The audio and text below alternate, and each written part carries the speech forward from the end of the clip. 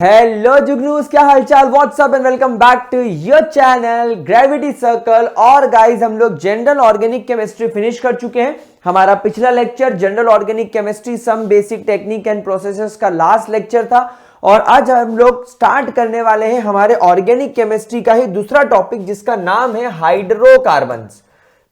Sir, आप आज hydrocarbon शुरू कर रहे हो? हाँ, क्योंकि हम लोग अभी ऑर्गेनिक केमिस्ट्री पढ़ रहे हैं तो अभी हम लोग फ्लो में हैं और फ्लो में होने की वजह से मैं चाहता हूं कि आप ये चैप्टर भी कंप्लीट कर ही लो। तो हाइड्रोकार्बन नाम का चैप्टर हम आज से शुरू करेंगे, उसके बाद हम लोग बाकी के चैप्टर्स देखेंगे। Now basically what do you mean by hydrocarbons? भाई, हम लोग सब जानते हैं hydrocarbon term is self explanatory है। Hydrocarbons are those compounds that are made up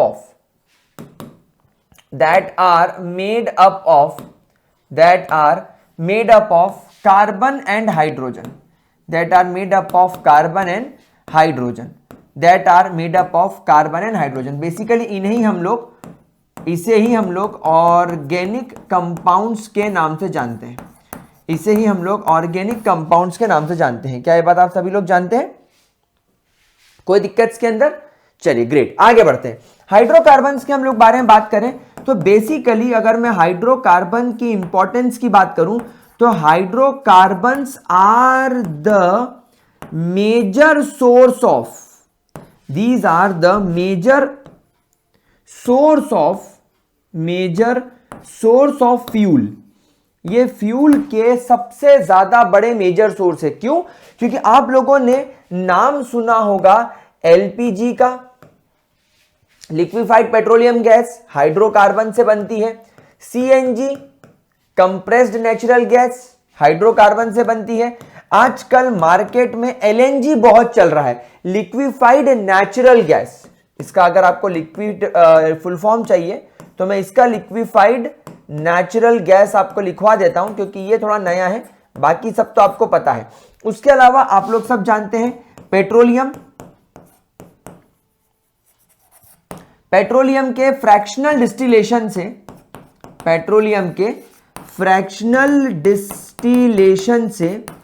by the fractional distillation of petroleum हमें क्या मिलता है? हमें मिलता है पेट्रोल, हमें मिलता है डीजल एंड हमें मिलता है केरोसिन। हमें पेट्रोल, डीजल और केरोसिन मिलता है। ठीक है, कोई दिक्कत यहां तक आप लोगों को? क्या इसके अंदर किसी भी तरीके की कोई परेशानी? उसके बाद आप लोगों ने एक और नाम सुना होगा, कोल गैस का नाम सुना होगा। तो ये सारे फ्यूल के ही तो टाइप है जिसपे हमारी पूरी ऑटोमोबाइल इंडस्ट्री वर्क करती है, इलेक्ट्रिसिटी प्रोडक्शन वर्क करता है, सब कुछ इसी के ऊपर वर्क करता है। इसीलिए हाइड्रोकार्बन्स को मेजर सोर्स ऑफ फ्यूल बोला गया है। अच्छा, उसके अलावा अगर मैं बात करूं तो हाइड्रोकार्बन्स जो है ये पॉलीमर इंडस्ट्री के अंदर बहुत ज्यादा यूज होते हैं। पॉलीमर इंडस्ट्री में आप लोगों ने नाम सुना होगा, भैया जरा पॉलीथीन दे दीजिएगा प्लीज। यूजुअली लड़कियां जरा स्टाइल मार के बोलती है दुकानदार को, भैया 20 रुपए वाला लेस दे देना। ओ 20 रुपए वाला लेस भैया, पॉलीथीन देना ना भैया। तो जो भैया तुम्हें पॉलीथीन देता है, जो लेस का पैकेट तुम्हारा बना हुआ है, हमारा ये जो बोर्ड की बॉर्डर बनी हुई है, जो पेन से मैं लिख रहा हूं, मेरा ये जो गोप्रो है, गोप्रो से याद आएगा, तुम लोगों ने मेरा vlogging channel Mrityunjay Pandya vlog subscribe किया है? नहीं, मृत्युंजय पंड्या व्लॉग को सब्सक्राइब जरूर करना। तो मेरे कैमरे की बॉडी ये सब पॉलीमर से बनी हुई है, यानी कि प्लास्टिक फॉर्मेशन वाला। तो पॉलीथीन हो गया, देन तुम्हारा पॉलीप्रोपीन हो गया, अलग अलग टाइप के मार्केट में पॉलीमर्स आते हैं जो हम लोग क्लास 12 में पढ़ेंगे। पॉलीस्टाइरीन हो गया, पॉलीस्टाइरीन, बहुत सारे टाइप के पॉलीमर्स जो मार्केट में आते हैं, ये सब आप लोगों को इससे ही बनते हुए नजर आते हैं। उसके अलावा जो पेंट इंडस्ट्रीज होती हैं वहां पर ये सॉल्वेंट की तरह यूज होता है। It is used as a solvent in paint industries. Paint industries में ये सॉल्वेंट की तरह मेरे प्यारे बच्चों यूज होता है। और एक इसकी इंपॉर्टेंट बात बता देता हूं, ये एक स्टार्टिंग मटेरियल है। हाइड्रोकार्बन एक स्टार्टिंग मटेरियल की तरह यूज होता है। It is used as a starting material in dyes and drug manufacturing. In dyes and drug manufacturing. ठीक है, मैन्युफैक्चरिंग, डाइज एंड ड्रग के मैन्युफैक्चरिंग में भी इसका इस्तेमाल होता है। तो ये आपके हाइड्रोकार्बन का इंट्रोडक्शन हो गया। मतलब हम लोगों के लिए अगर ये चीज इतनी ज्यादा इंपॉर्टेंट है तो ये चैप्टर भी हम लोगों के लिए पढ़ना बहुत ज्यादा इंपॉर्टेंट है। नोट कीजिए, फिर आगे बढ़ते हैं। अब यहां पर हम लोग शुरुआत करते हैं अगले टॉपिक की, जिसका नाम है classification, I mean classification of hydrocarbons. Classification of hydrocarbons, classification of hydrocarbon. Now मेरे प्यारे बच्चों, क्लासिफिकेशन की अगर मैं बात करूं तो यहां पर on the basis of the number of bond present between two carbon, on the basis of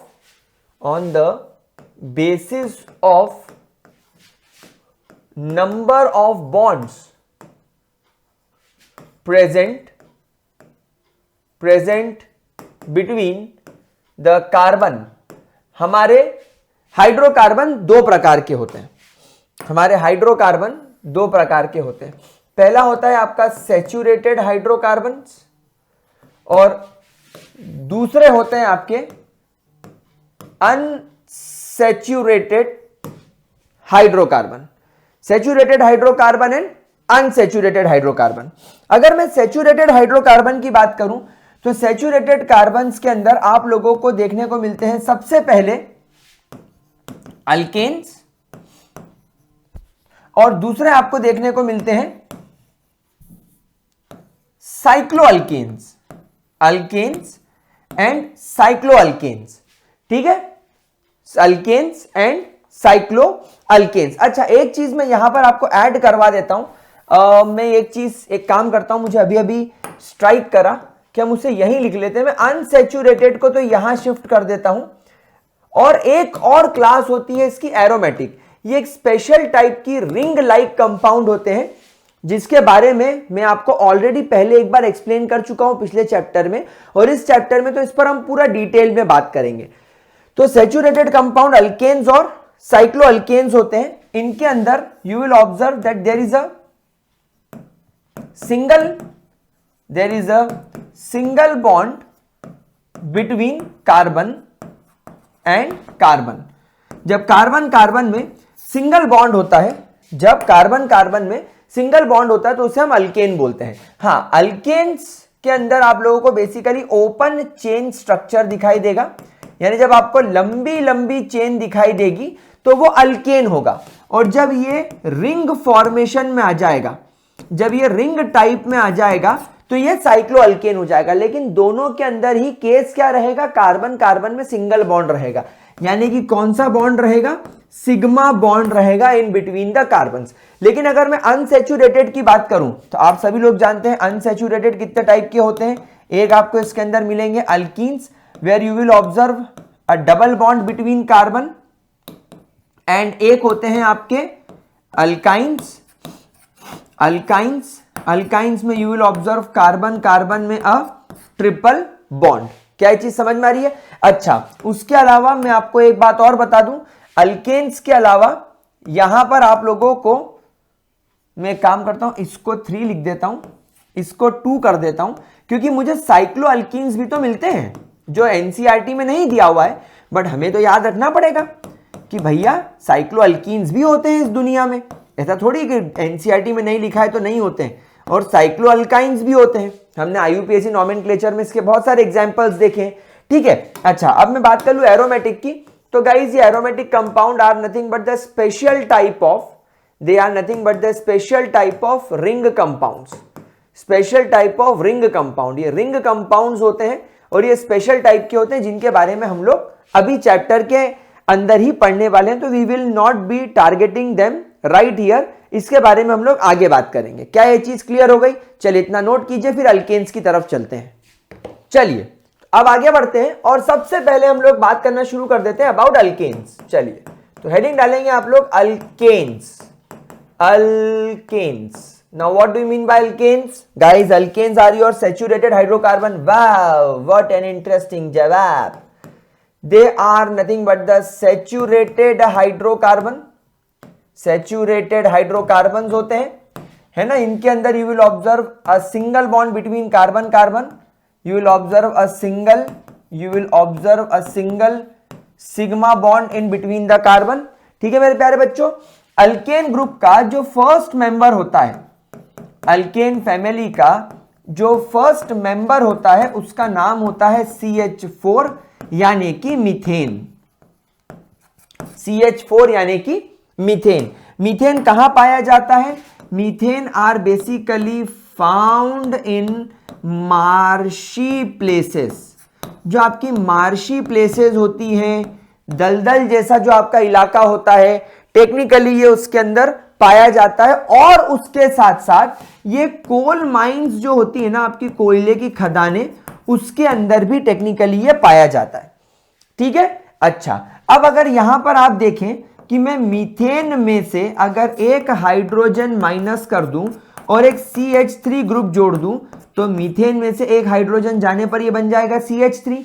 और ये आपको एक काम करता हूं, इसको फॉर्मूले को बड़ा करके दिखाता हूं। मीथेन के अंदर आपके एक कार्बन से 4 हाइड्रोजन कनेक्टेड है, तो यहां पर आपके कार्बन से 4 हाइड्रोजन में से मैंने एक हाइड्रोजन निकाल दिया और ये हाइड्रोजन की जगह यहां पर मैंने जोड़ दिया एक नया CH3।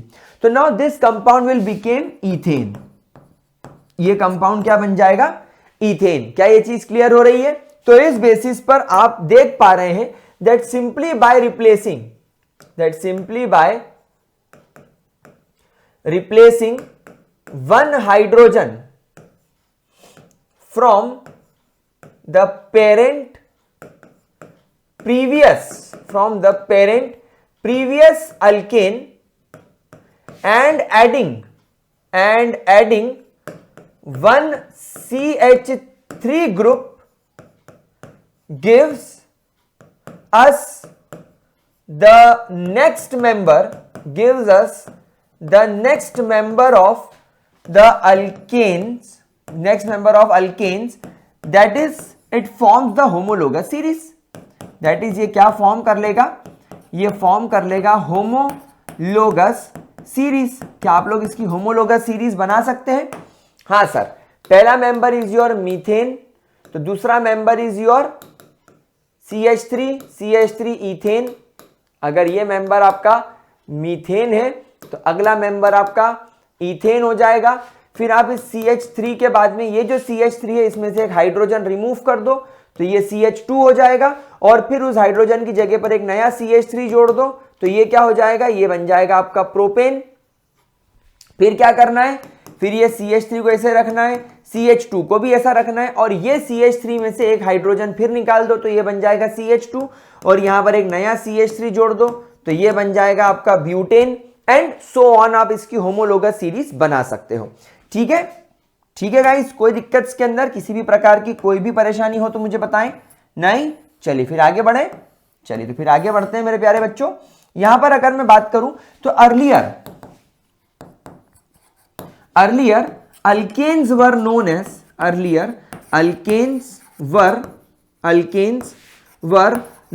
as paraffins। क्या आपने नाम सुना है?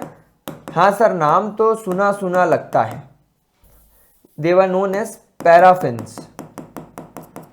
Earlier alkanes were known as paraffins। अब अल्केन को पैराफिन्स क्यों बोलते हैं? गाइस लैटिन लैंग्वेज में पैरा जो वर्ड निकला है, ये आपकी लैटिन लैंग्वेज में इसे पैरम के नाम से जाना जाता था। PARAUM या PARUM सिंपल लिख दो, पैरम। एंड पैरम का मतलब होता है लिटिल, छोटा सा। और लैटिन लैंग्वेज में ही ये जो आपका अफीन्स है, अफीन्स इसका मतलब होता था एफिनिटी, जुड़ाव। तो बेसिकली अल्केन्स को पैराफिन्स इसलिए बोला जाता था क्योंकि इनकी लिटिल एफिनिटी होती है, यानी कि ये लीस्ट रिएक्टिव होते हैं। देयरफॉर इट मींस जिनकी लिटिल एफिनिटी हो, that is they are very least reactive, जो एकदम लीस्ट रिएक्टिव हो। क्या ये बात समझ में आई मेरे प्यारे बच्चों? नोट इट डाउन, फटाफट से इसको नोट कीजिए। ले लिया आप लोगों ने इसका स्क्रीनशॉट? क्या आप लोगों ने इसका स्क्रीनशॉट ले लिया?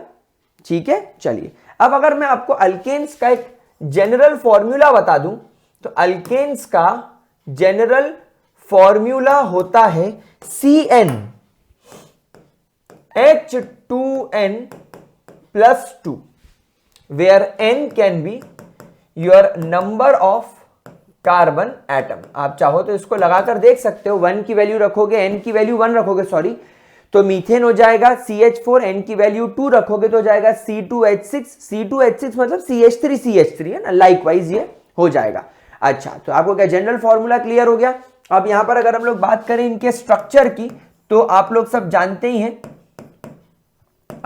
जानते ही हैं कि मैं यहां पर बेसिक मीथेन का स्ट्रक्चर अगर आपको बनाकर बताऊं, बेसिक मीथेन का स्ट्रक्चर अगर मैं आपको यहां पर बनाकर बताऊं, तो यहां पर आपका जो कार्बन होता है, कार्बन के 1s ऑर्बिटल में आपको 2 इलेक्ट्रॉन्स दिखाई देते हैं, कार्बन के 2s ऑर्बिटल में आपको 1 इलेक्ट्रॉन, तो कार्बन के 2px, 2py और 2pz ऑर्बिटल में आपको 1, 1 एंड 1 इलेक्ट्रॉन दिखाई देते हैं। क्योंकि यहां पर वैलेंस शेल में चारों ऑर्बिटल में एक एक सिंगल बॉन्ड है, ये चारों ऑर्बिटल एक दूसरे के साथ कंबाइन होकर क्या करने लग जाएंगे? हाइब्रिडाइजेशन करने लग जाएंगे। 4 ऑर्बिटल मिलकर 4 नए हाइब्रिड ऑर्बिटल बनाएंगे, चारों का नाम होगा sp3, sp3, sp3 and sp3 और चारों के अंदर you will observe a single bond. And according to VSEPR theory, carbon में एक ऑर्बिटल sp3 ऐसा, तो दूसरा ऑर्बिटल ऐसा, तो तीसरा ऑर्बिटल ऐसा और चौथा ऑर्बिटल आपको इस प्रकार दिखाई देगा। यानी कार्बन के अंदर एक बॉन्ड यहां, एक बॉन्ड यहां, एक बॉन्ड आउटसाइड द प्लेन और एक बॉन्ड आपको इस प्रकार इनसाइड द प्लेन दिखाई देगा। उसके बाद कार्बन के आसपास 4 हाइड्रोजन आ जाएंगे इस प्रकार से, इनके s ऑर्बिटल, कार्बन का sp3 ऑर्बिटल हाइड्रोजन के s ऑर्बिटल के साथ ओवरलैप करेगा और सिग्मा बॉन्ड बनाएगा। यहां पर भी आपको कार्बन का sp3 ऑर्बिटल हाइड्रोजन के s ऑर्बिटल के साथ कंबाइन होकर सिग्मा बॉन्ड बनाता हुआ दिखाई देगा। यहां पर भी आपका sp3 ऑर्बिटल s ऑर्बिटल के साथ कंबाइन होकर सिग्मा बॉन्ड बनाएगा और यहां पर भी आपका sp3 ऑर्बिटल s ऑर्बिटल के साथ में सिग्मा बॉन्ड बनाता हुआ नजर आएगा। यहां पर भी आपको हाइड्रोजन हाइड्रोजन हाइड्रोजन हाइड्रोजन दिखाई देगा। यहां पर आपको 1, 2, 3 और 4 सिग्मा बॉन्ड दिखाई देंगे। शेप आप लोग सब जानते हैं कि इस वजह से इसका शेप हो जाएगा टेट्राहेड्रल। जब कभी भी आपका हाइब्रिडाइजेशन sp3 होता है और कोई लोन पेयर नहीं होता है तो आपका शेप टेट्राहेड्रल हो जाता है। Shape and geometry both, shape and geometry both. अगर कभी लोन पेयर आ जाए तो ज्योमेट्री सेम रहती है, शेप बदल जाता है। और यहां पर आपका जो बॉन्ड एंगल होगा वो 109.5 डिग्रीज रहेगा। यहां पर मैं अगर आपसे बोलूं कि कार्बन हाइड्रोजन की बॉन्ड लेंथ कितनी होगी, तो गाइस एक बात हमेशा ध्यान रखना, कार्बन हाइड्रोजन की बॉन्ड लेंथ 112 पिकोमीटर्स फिक्स होती है, 112 पिकोमीटर्स फिक्स होती है। यहां पर भी 112 पिकोमीटर्स होगी, यहां पर भी 112 पिकोमीटर्स होगी और यहां पर भी 112 पिकोमीटर्स ही होगी। यहां पर एक बात और ध्यान रखना कि मान लीजिए आपके पास में यहां पर अल्केन नहीं, मतलब मीथेन नहीं ईथेन है, तो यहां पर एक कार्बन, ये एक हाइड्रोजन से कनेक्टेड है, ये एक कार्बन से कनेक्टेड है, कार्बन के पास में यहां पर 1, 2 और 3 हाइड्रोजन है। एक हाइड्रोजन आपको यहां कनेक्टेड दिख रहा है और एक हाइड्रोजन आपको यहां कनेक्टेड दिख रहा है। क्या चीज क्लियर हो रही है? कुछ इस प्रकार आपको आपका ईथेन का मॉलिक्यूल दिखेगा। हमने इसको भी क्या किया है, हमने अभी इसको 3 डायमेंशनली बनाने की कोशिश करी है। मेरा फोकस केवल इस कार्बन पर था, इसलिए मैंने इसको 3D बनाया है। इसको 3D नहीं बनाया, चाहो तो आप इसको ही बना लो, बट इसकी नीड नहीं है। तो यहां पर अब आपने क्या देखा कि यहां पर कार्बन हाइड्रोजन की बॉन्ड लेंथ कितना लिखोगे, 112 पिकोमीटर, इसकी भी 112 पिकोमीटर, इसकी भी 112 पिकोमीटर, इसकी भी 112 पिकोमीटर, इसकी भी 112 पिकोमीटर और इसकी भी 112 पिकोमीटर, सबकी। लेकिन जब कार्बन कार्बन में सिंगल बॉन्ड आएगा तो गाइस ये कार्बन कार्बन में जो सिंगल बॉन्ड होता है इसकी बॉन्ड लेंथ रट लो 154 पिकोमीटर होती है। एकदम याद कर लो, इसकी बहुत ज्यादा इंपॉर्टेंस है। ठीक है गाइस, कोई परेशानी? तो ये हो गया आपके अल्केन्स की बेसिक इंफॉर्मेशन। आगे बढ़े तो चलो फिर आगे बढ़ते हैं और अल्केन्स में ही नया टॉपिक शुरू करते हैं, दैट इज नोमेनक्लेचर, जो मैं नहीं पढ़ाने वाला। क्या बात कर रहे हो सर, नोमेनक्लेचर नहीं पढ़ाओगे? अबे पिछले चैप्टर में अल्केन्स के नॉमेनक्लेचर के ऊपर पूरा वीडियो, पूरा लेक्चर डाल रखा था, एक बार जाकर देख लेना, लिंक दे दूंगा डिस्क्रिप्शन बॉक्स में। नॉमेनक्लेचर एंड आइसोमर्स की बात करेंगे, नॉमेनक्लेचर एंड आइसोमर्स। देखिए नॉमेनक्लेचर तो ठीक है, लेकिन जब मैं आइसोमर्स की गाइस आप लोगों से बात करूं तो व्हाट आर आइसोमर्स? तो isomers are the compounds, isomers are the compounds that have same molecular formula, but they have different properties, और ऐसे कंपाउंड्स को हम लोग क्या बोलते हैं मेरे प्यारे बच्चों? ऐसे कंपाउंड्स को हम लोग आइसोमर्स बोलते हैं। चलिए एक एग्जांपल मैं आपको यहां पर बताता हूं। Let's take an example. Example में मेरे पास में पहला स्ट्रक्चर आ रहा है CH3 CH2 CH2 CH3। Now this compound is called as N-butane। इस कंपाउंड को आप लोग N-butane बोलोगे। वहीं पर अगर मेरे पास में एक और स्ट्रक्चर निकल कर आ जाए CH3 CH CH3 CH3 which is called as isobutane, जिसे आप आइसोब्यूटेन बोलेंगे क्योंकि 4 कार्बन दिख रहे हैं। ये सेकेंड लास्ट कार्बन पर मुझे 2 मिथाइल ग्रुप नजर आ रहे हैं, ठीक है। आइसोब्यूटेन भी इसे बोल सकते हैं, इसे सेकब्यूटेन भी बोल सकते हैं, कुछ भी बोल सकते हैं। या मैं इसको नाम दे सकता हूं 2-मेथाइल प्रोपेन। अगर मैं इसको IUPAC नॉमेनक्लेचर करूं तो इसको बोला जाएगा 2-मेथाइल प्रोपेन। अब यहां पर आप देखो इन दोनों ही कार्बन के अंदर, इन दोनों ही कंपाउंड्स के अंदर कार्बन का नंबर 4 है और हाइड्रोजन का नंबर 10 है, C4H10। देखो 3 4 5 6 7 8 9 10। यहां पर भी आपके कार्बन का नंबर 4 है, 1 2 3 4, और हाइड्रोजन का नंबर यहां पर 10 है। अब यहां पर देखो दोनों का मॉलिक्यूलर फॉर्मूला सेम है, बट इन दोनों की प्रॉपर्टीज में आपको डिफरेंस नजर आएगा, दोनों के बॉइलिंग पॉइंट में आपको नजर आएगा डिफरेंस, ठीक है। But they have different properties. कोई दिक्कत मेरे प्यारे बच्चों? कोई परेशानी? कोई भी टाइप की परेशानी?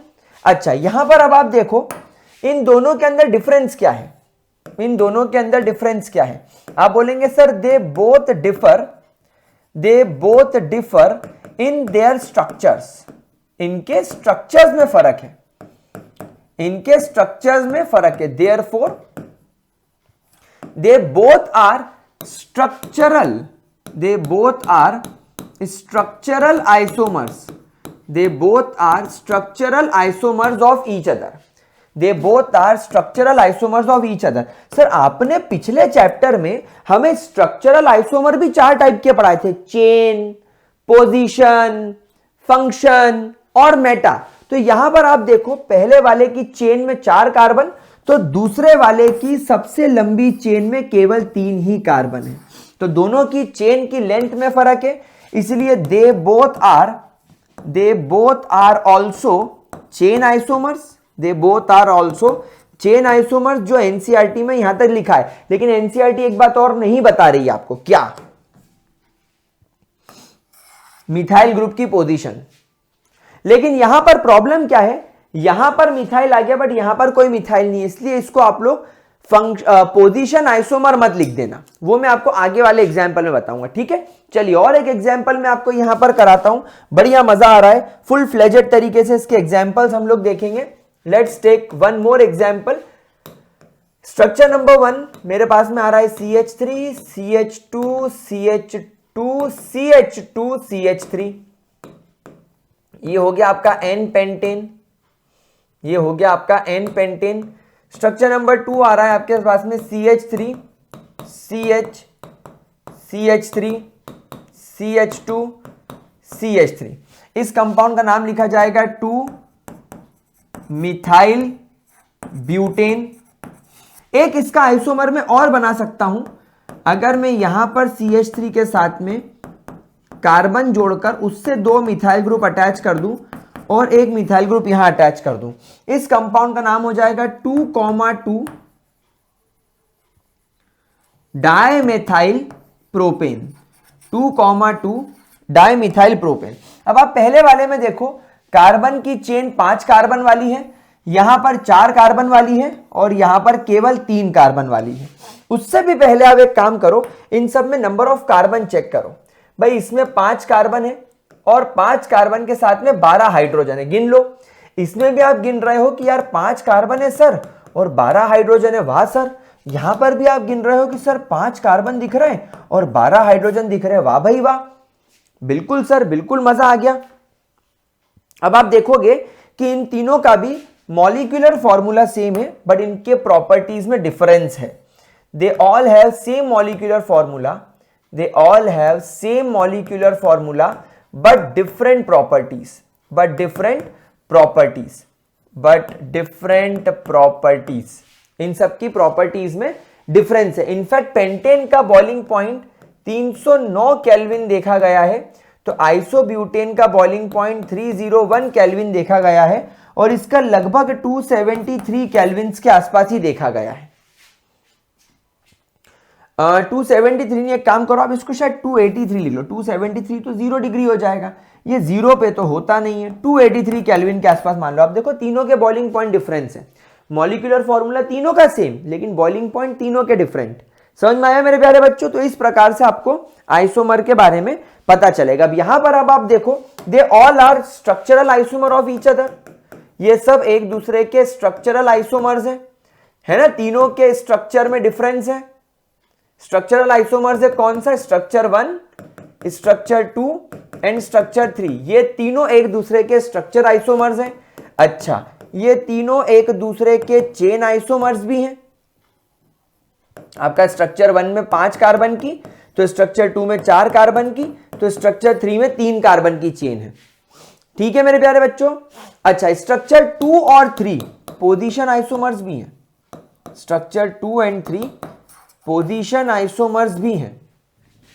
स्ट्रक्चर नंबर 2 में केवल मिथाइल ग्रुप सेकंड कार्बन पर है, लेकिन स्ट्रक्चर नंबर 3 में 2 मिथाइल ग्रुप है। यहां पर समझ में आ रही है मेरे प्यारे बच्चों? कोई दिक्कत, कोई परेशानी? पक्की बात? एक बार जरा इसको ध्यान से देख लो ताकि हम लोग आगे बढ़ सकें। ठीक है, कोई प्रॉब्लम? अच्छा, अब अगर आप यहां पर एनसीईआरटी खोलकर देखोगे तो एनसीईआरटी में आपको दिया गया है एक क्वेश्चन जिसको बोला गया है एन हेक्सेन। मैं एनसीईआरटी आपको खोल के दिखाई देता हूं। हमारे डाउनलोड्स में एनसीईआरटी पड़ी है, कीचो लीचो लीचो कीचो पीचो, कीचो के नाम से हो गया आई थिंक ये। अरे वाह, मिल गया भाई, मिल गया हमको तो, ये मिल गया। टैणे टैणे, ये देखो। अब आपको यहां पर बोला गया है कि आपको एन हेक्सेन के, आपको बेसिकली हेक्सेन के मतलब टोटल इसके अंदर आपको 6 कार्बन 14 हाइड्रोजन है।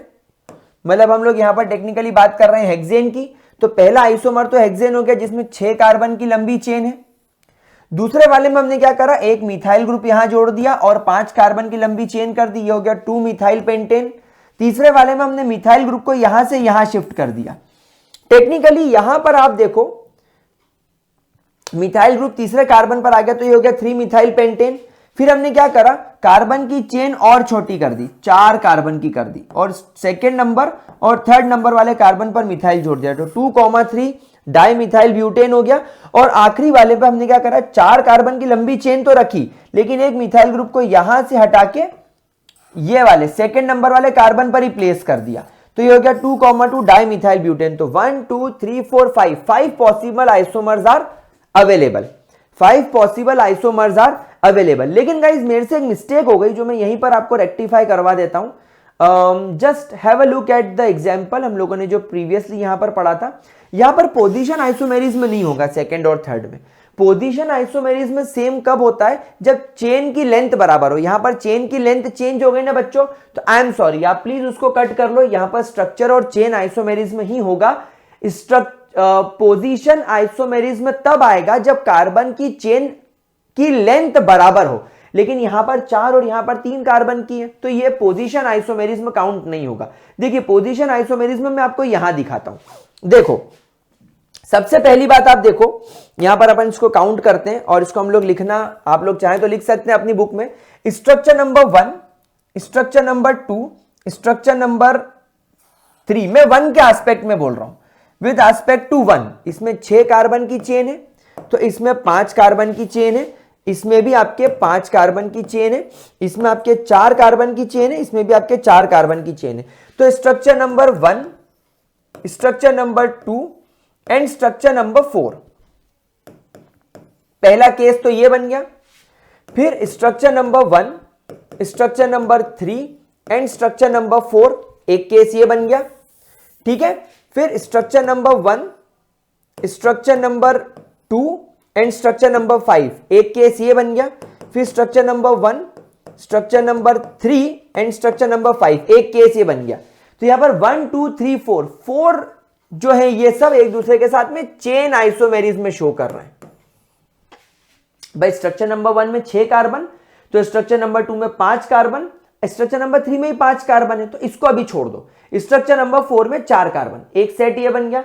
फिर स्ट्रक्चर नंबर 1 में 6 कार्बन, स्ट्रक्चर नंबर 3 में 5 कार्बन, स्ट्रक्चर नंबर 4 में 4 कार्बन, एक सेट ये बन गया। फिर स्ट्रक्चर नंबर 1 में 6 कार्बन, स्ट्रक्चर नंबर 2 में 5 कार्बन और स्ट्रक्चर नंबर 5 में 4 कार्बन, एक सेट ये बन गया। फिर स्ट्रक्चर नंबर 1 में 6 कार्बन, स्ट्रक्चर नंबर 3 में 5 कार्बन और स्ट्रक्चर नंबर 5 में 4 कार्बन, तो एक सेट ये बन गया। तो ये सब आपके चेन आइसोमेरिज्म हो गए। अब आप यहां पर देखो स्ट्रक्चर नंबर 2 और स्ट्रक्चर नंबर 3, इन दोनों में चेन की लेंथ बराबर है। इसमें भी 5 कार्बन की है, इसमें भी 5 कार्बन की, लेकिन इसमें कार्बन सेकेंड पोजीशन पर है और इसमें कार्बन थर्ड पोजीशन पे। ये है आपके पोजीशन आइसोमर्स, ये है आपका पोजीशन आइसोमर, ठीक है, कोई परेशानी। अच्छा, स्ट्रक्चर नंबर 4 और स्ट्रक्चर नंबर 5 को ऑब्जर्व करो। इसमें भी 4 कार्बन की लेंथ, इसमें भी 4 कार्बन की लेंथ। इसमें एक मिथाइल तीसरे कार्बन पर है, लेकिन इसमें एक मिथाइल सेकेंड कार्बन पर है और ये भी ऑलरेडी सेकेंड पर है, ये भी ऑलरेडी सेकेंड पर है। तो इसमें सेकेंड और थर्ड पर है और इसमें दोनों सेकेंड पर है, तो ये भी एक दूसरे के साथ में पोजीशन आइसोमेरिज्म शो करेंगे। इसमें भी ये दोनों एक दूसरे के साथ में पोजीशन आइसोमेरिज्म शो करेंगे। क्या ये चीज आपको समझ में आ रही है? कोई दिक्कत, कोई परेशानी? ठीक है, आगे बढ़े, चलिए आगे बढ़ते हैं। और ये एग्जाम्पल को बढ़िया तरीके से सॉल्व करने के बाद स्टार बनाकर एक पॉइंट लिखेंगे कि भैया यहां पर आइसोमर्स निकालने के लिए आप लोगों को हिट एंड ट्रायल मेथड से ही निकालना पड़ेगा। इनफैक्ट जैसा आपने देखा कि 5 कार्बन वाले के 3 आइसोमर्स हैं, 6 कार्बन वाले हेक्सेन के 5 आइसोमर है। इनफैक्ट अगर तुम्हारे पास में C7, अरे मैं क्या कर रहा हूं, C7H16 अगर तुम्हारे पास में हेप्टेन है तो इसके 9 आइसोमर्स अवेलेबल हैं इस दुनिया में, पता है आपको। और C10H22 अगर मैं डेकेन की बात करूं तो इसके टोटल 75 टाइप के पॉसिबल आइसोमर्स बन सकते हैं।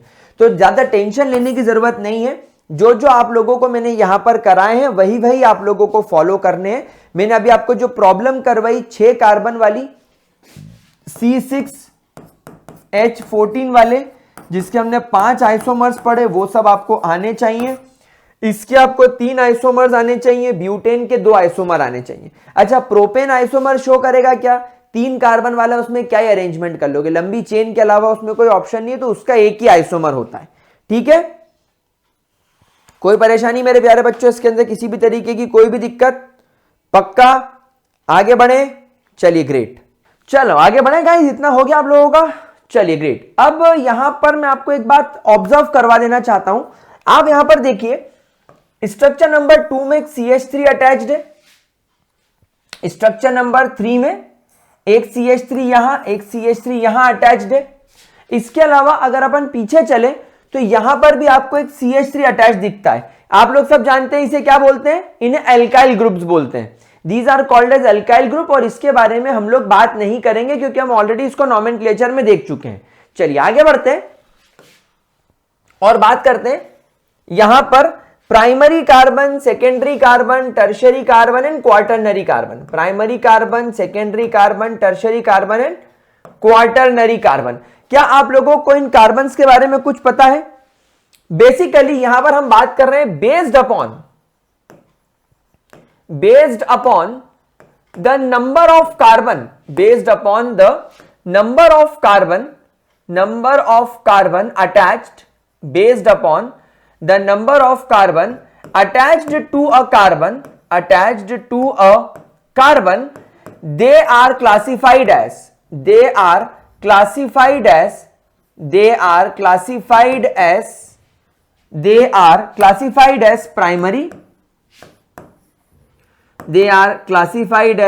primary, secondary, tertiary and quaternary. अब ये सर कैसे होता है, थोड़ा इसके बारे में हमें कुछ बताइए। देखिए, अगर आपके एक पर्टिकुलर कार्बन से, हम यहां पर एग्जांपल लेकर चलते हैं, ये मेरे पास में CH3 है, ये मेरे पास में CH2 है, ये मेरे पास में यहां पर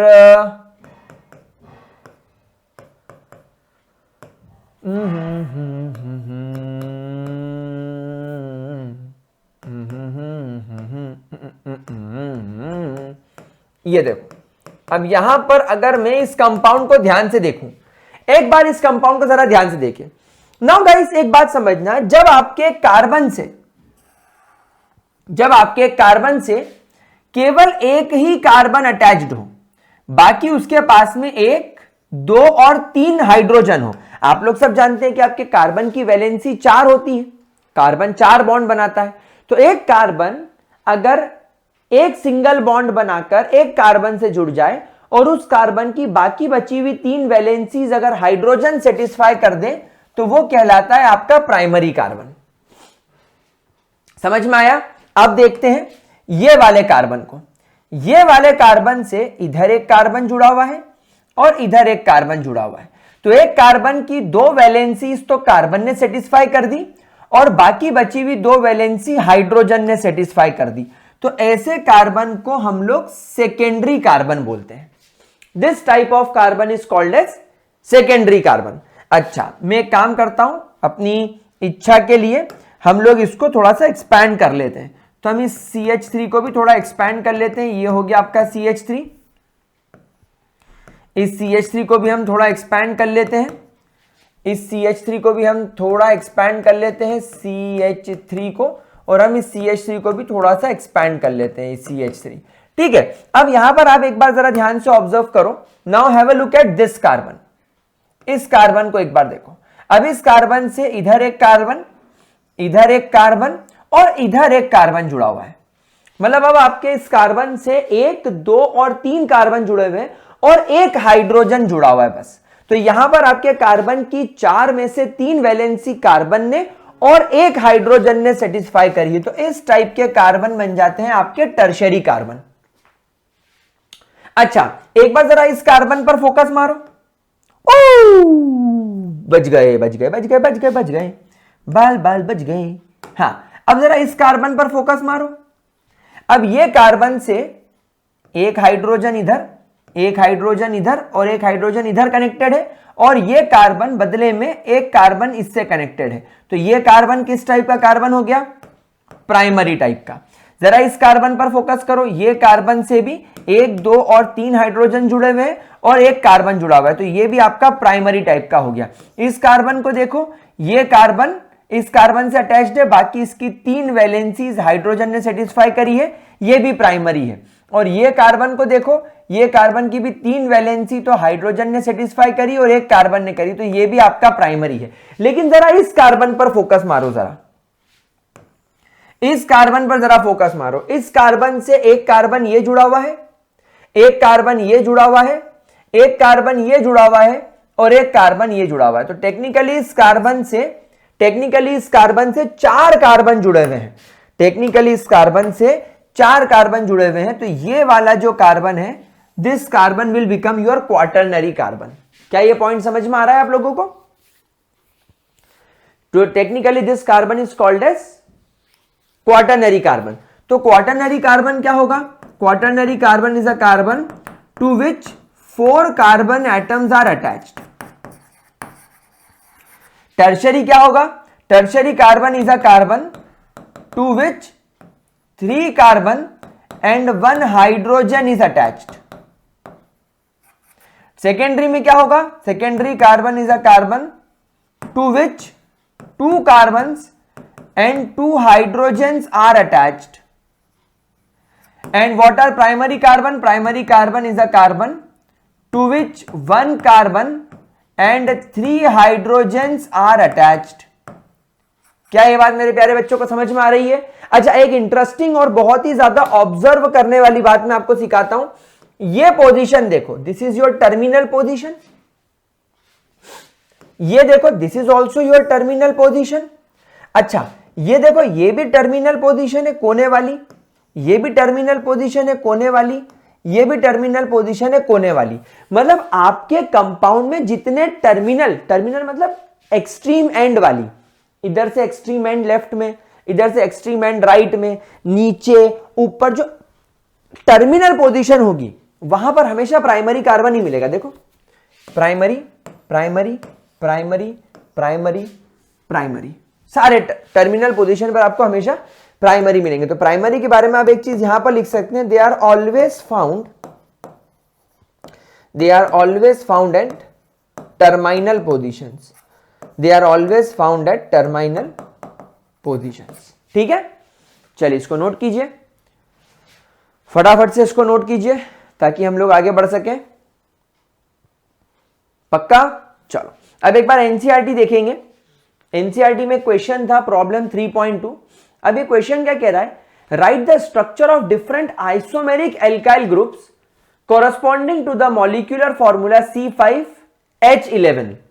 यानी आपके पास में एक अल्काइल ग्रुप है C5H11. इस कंपाउंड को क्या नाम देंगे? C5H11 को. 5 कार्बन है तो ये क्या कहलाएगा? Pentyl. Right the IUPAC name of alcohol obtained by attaching OH group at the different position. अब जरा यहां पर देखो, 1 2 3 4 5 कार्बन है और यहां पर एक डैश छूटा हुआ है, मतलब यहां पर एक OH अटैच करना पड़ेगा आपको. तो इस कंपाउंड का नाम क्या हो जाएगा? Pentane 1 all. 1 2 3 4 5 कार्बन की चेन है. ये नंबर 1 कार्बन, ये नंबर 2, ये नंबर 3, ये नंबर 4, ये number 5. That will be pentane 1 all. यहां पर देखो, अब इसने क्या करा है? सेकंड नंबर वाले पोजीशन पर एक जगह खाली छोड़ दी है, तो यहां पर हमको OH लगाना पड़ेगा क्योंकि क्वेश्चन में बोल रहा है कि आपको OH लगाना है. अब इसका नॉमेनक्लेचर करो तो नंबरिंग यहां से शुरू होगी. हम लोग आईयूपीएसी नॉमेनक्लेचर तो बहुत अच्छे से सीख के आ चुके हैं. तो इस कंपाउंड का नाम हो जाएगा पेंटेन 2 ऑल. अब यहां पर देखो, इन्होंने ये वाले कार्बन पर पोजीशन खाली छोड़ दी है, तो मैंने यहां OH लगा दिया. तो इस कंपाउंड का नाम हो जाएगा 1 2 3 4 एंड 5, पेंटेन 3 ऑल. अब इसने क्या करा है? यहां पर देखो आप, यहां पर एक मिथाइल ग्रुप ऐड कर दिया है और यहां पर पोजीशन खाली छोड़ दी है, तो ये OH यहां जाएगा. Now as per the functional group rule, numbering यहीं से शुरू करनी पड़ेगी ताकि फंक्शनल ग्रुप को छोटा नंबर मिल सके. तो अब इस कंपाउंड का नाम हो जाएगा 3 मिथाइल 1 2 3 4 कार्बन की चेन है, यानी ब्यूटेन 1 ऑल. तो इस कंपाउंड का नाम हो जाएगा 3 मिथाइल ब्यूटेन 1 ऑल. अब यहां पर आप देखो, इसने मिथाइल ग्रुप यहां ऐड कर दिया है और OH यहां ऐड होना है, तो ये OH यहां ऐड हो गया, तो यही नंबर 1 होगा, ये नंबर 2 होगा, ये नंबर 3 होगा, ये नंबर 4 होगा. यानी आपका मिथाइल ग्रुप ऊपर वाले में तीसरे कार्बन पर था लेकिन यहां पर दूसरे कार्बन पर है. तो इस कंपाउंड का नाम हो जाएगा 2 methyl butane 1 all. 2 methyl butane 1 all, है ना. इस तरीके से आपको ये क्वेश्चन सॉल्व करने. देखो, अब आप ये 3 खुद एक बार ट्राई करना. ठीक है, आप इनको एक बार नॉमेनक्लेचर करके ट्राई करना. आप सभी को मैं नॉमेनक्लेचर सिखा चुका हूं. उसके बाद आपको टेबल 3.1 ऑब्जर्व करनी है. एक्चुअली ये टेबल के अंदर इन्होंने हमें आईयूपीएसी नॉमेनक्लेचर के रूल्स वापस से सिखाए हैं. तो क्या आप लोगों को लगता है कि हमें वापस से टाइम वेस्ट करना चाहिए आईयूपीएसी नॉमेनक्लेचर के रूल्स पढ़ के? नहीं, हम लोग सब जानते हैं आईयूपीएसी नॉमेनक्लेचर करने के लिए हमें सबसे पहले लॉन्गेस्ट चेन सिलेक्ट करनी पड़ती है. लॉन्गेस्ट चेन सिलेक्ट करने के बाद हमें लोवेस्ट नंबर रूल फॉलो करना पड़ता है. अगर एक से ज्यादा टाइप के सब्स्टिट्यूएंट है तो हमें लोवेस्ट सम रूल लगाना पड़ता है. उसके बाद नाम लिखने के लिए इररिस्पेक्टिव ऑफ द पोजीशन हम अल्फाबेटिकली जो सब्स्टिट्यूएंट पहले आएगा हम उसे पहले लिखेंगे, फिर जो अल्फाबेटिकली बाद में आएगा उसे बाद में लिखेंगे. भले ही जो अल्फाबेटिकली पहले आ रहा हो अगर उसे बड़ा नंबर भी मिल रहा है तो कोई चिंता नहीं. उसके अलावा इक्वी डिस्टेंस वाला रूल, अगर दोनों तरफ से नंबरिंग कर रहे हो और सम आपका सेम आ रहा हो तो फिर आप नंबरिंग उस हिसाब से करेंगे कि आपके अल्फाबेटिकली पहले आने वाले ग्रुप को छोटा नंबर मिले और दूसरे वाले को बड़ा नंबर मिले. उसके बाद आप लोगों को अगर एक से ज्यादा टाइप के सेम सब्स्टिट्यूएंट जो डाई ट्राई टेट्रा पेंटा हेक्सा यूज करना है, ये सारे रूल्स आपको पता है। फिर आपको मैंने याद करो सिखाया ये इस तरीके के, ये जो इस तरीके के आपके पास में जो कॉम्प्लिकेटेड अल्काइल ग्रुप होते हैं, तो अब इस कॉम्प्लिकेटेड अल्काइल ग्रुप को अगर मैं आपको यहां पर नॉमेनक्लेट करना बताऊं, तो आप लोग सब जानते हो कि जो आपकी पेरेंट चेन है, पेरेंट चेन से जो कार्बन कनेक्टेड होता है वो नंबर 1 कहलाता है, तो ये नंबर 2 हो जाएगा। तो ये आपकी एक सबसे लंबी कार्बन की चेन हो गई। तो पहले कार्बन पर मिथाइल जुड़ जाएगा, तो इस सब्स्टिट्यूएंट का नाम हो जाएगा 1 मिथाइल इथाइल। आप इस कंपाउंड को ऐसे नाम देंगे। और क्योंकि आप देख रहे हो कि ये 5वें नंबर वाले कार्बन पर अटैच्ड है, तो इसका क्या जाएगा 5। या तो आप IUPAC कर लो, या तो आप इसे ध्यान से देखो कि अगर आप इसे पहला कार्बन मान रहे हो, इसे दूसरा मान रहे हो, इसे तीसरा मान रहे हो, तो क्योंकि ये थर्ड है तो थर्ड के लिए ये सेकंड हो जाएगा, यानी सेकंड लास्ट। अब ये सेकंड लास्ट कार्बन पर 1 और 2 एक जैसे मिथाइल ग्रुप जुड़े हुए, इसलिए आप इसके लिए आइसो भी यूज कर सकते हो। 3 कार्बन है तो इट विल बिकम आइसोप्रोपाइल। और देखो आपके क्वेश्चन में आपको 5वें नंबर पर आइसोप्रोपाइल लिखा हुआ है, राइट। अच्छा, आप लोग जानते हो ना कि आपका आइसो और नियो अल्फाबेटिकल रूल में एप्लीकेबल होता है, इसीलिए आप देखो यहां पर मिथाइल M से स्टार्ट होता है, यहां पर प्रोपाइल P से स्टार्ट होता है। तो टेक्निकली ये प्रोपाइल बाद में आना चाहिए था मिथाइल के, लेकिन ऐसा नहीं हुआ, प्रोपाइल पहले आया। क्यों? क्योंकि प्रोपाइल में आइसो लगा है और ये अल्फाबेटिकली पहले आता है, इसलिए हमने इसको पहले लिखा। तो ये सारे रूल्स हम ऑलरेडी सीख चुके हैं, ये आप इसे एज अ प्रैक्टिस ले सकते हो टेबल 3.1 को। और मैं चाहूंगा कि आप सभी लोग टेबल 3.1 बहुत अच्छे से सॉल्व करके रखो। उसके बाद आप लोगों को प्रॉब्लम 13.3 भी करना है, क्योंकि ये प्रॉब्लम भी हम लोगों के लिए इंपॉर्टेंट है फॉर प्रैक्टिस। प्रैक्टिस NCERT से कर लोगे ना तो बाहर ज्यादा जाने की जरूरत नहीं पड़ेगी इन चीजों के लिए। आपको इनका IUPAC नेम देना है। ये कार्बन के पास में एक CH3 इधर कनेक्टेड है, एक CH3 इधर कनेक्टेड है, एक CH3 इधर कनेक्टेड है, फिर ये कनेक्टेड है CH2 से, फिर इधर एक कार्बन आ गया, फिर एक इधर CH3 आ गया, इधर एक CH3 आ गया, इधर एक CH3 आ गया। तो कंपाउंड ऐसा दिख रहा है। ये आपके पास में क्लियरली 5 कार्बन की लंबी चेन हो गई। यहां से नंबरिंग करो, यहां से नंबरिंग करो, सेम पड़ रहा है। तो यहां पर दूसरे नंबर वाले कार्बन पर और यहां पर चौथे नंबर वाले कार्बन पर 2 मिथाइल है। तो इस कंपाउंड का नाम हो जाएगा 2,2 4,4 टेट्रा, क्योंकि यहां पर 4 मिथाइल है। सो टेट्रा मिथाइल और 5 कार्बन की चेन है, इसलिए पेंटेन। तो इस तरीके से आप इन कंपाउंड्स को नॉमेनक्लेट कर सकते हैं। ठीक है प्यारे बच्चों, कोई दिक्कत, कोई परेशानी?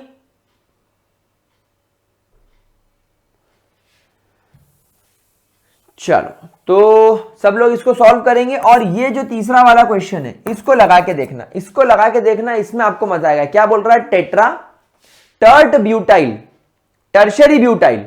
टर्शरी ब्यूटाइल का मतलब समझते हो? एक कार्बन, 1 2 और 3, ये तुम्हारा टर्शरी ब्यूटाइल होता है।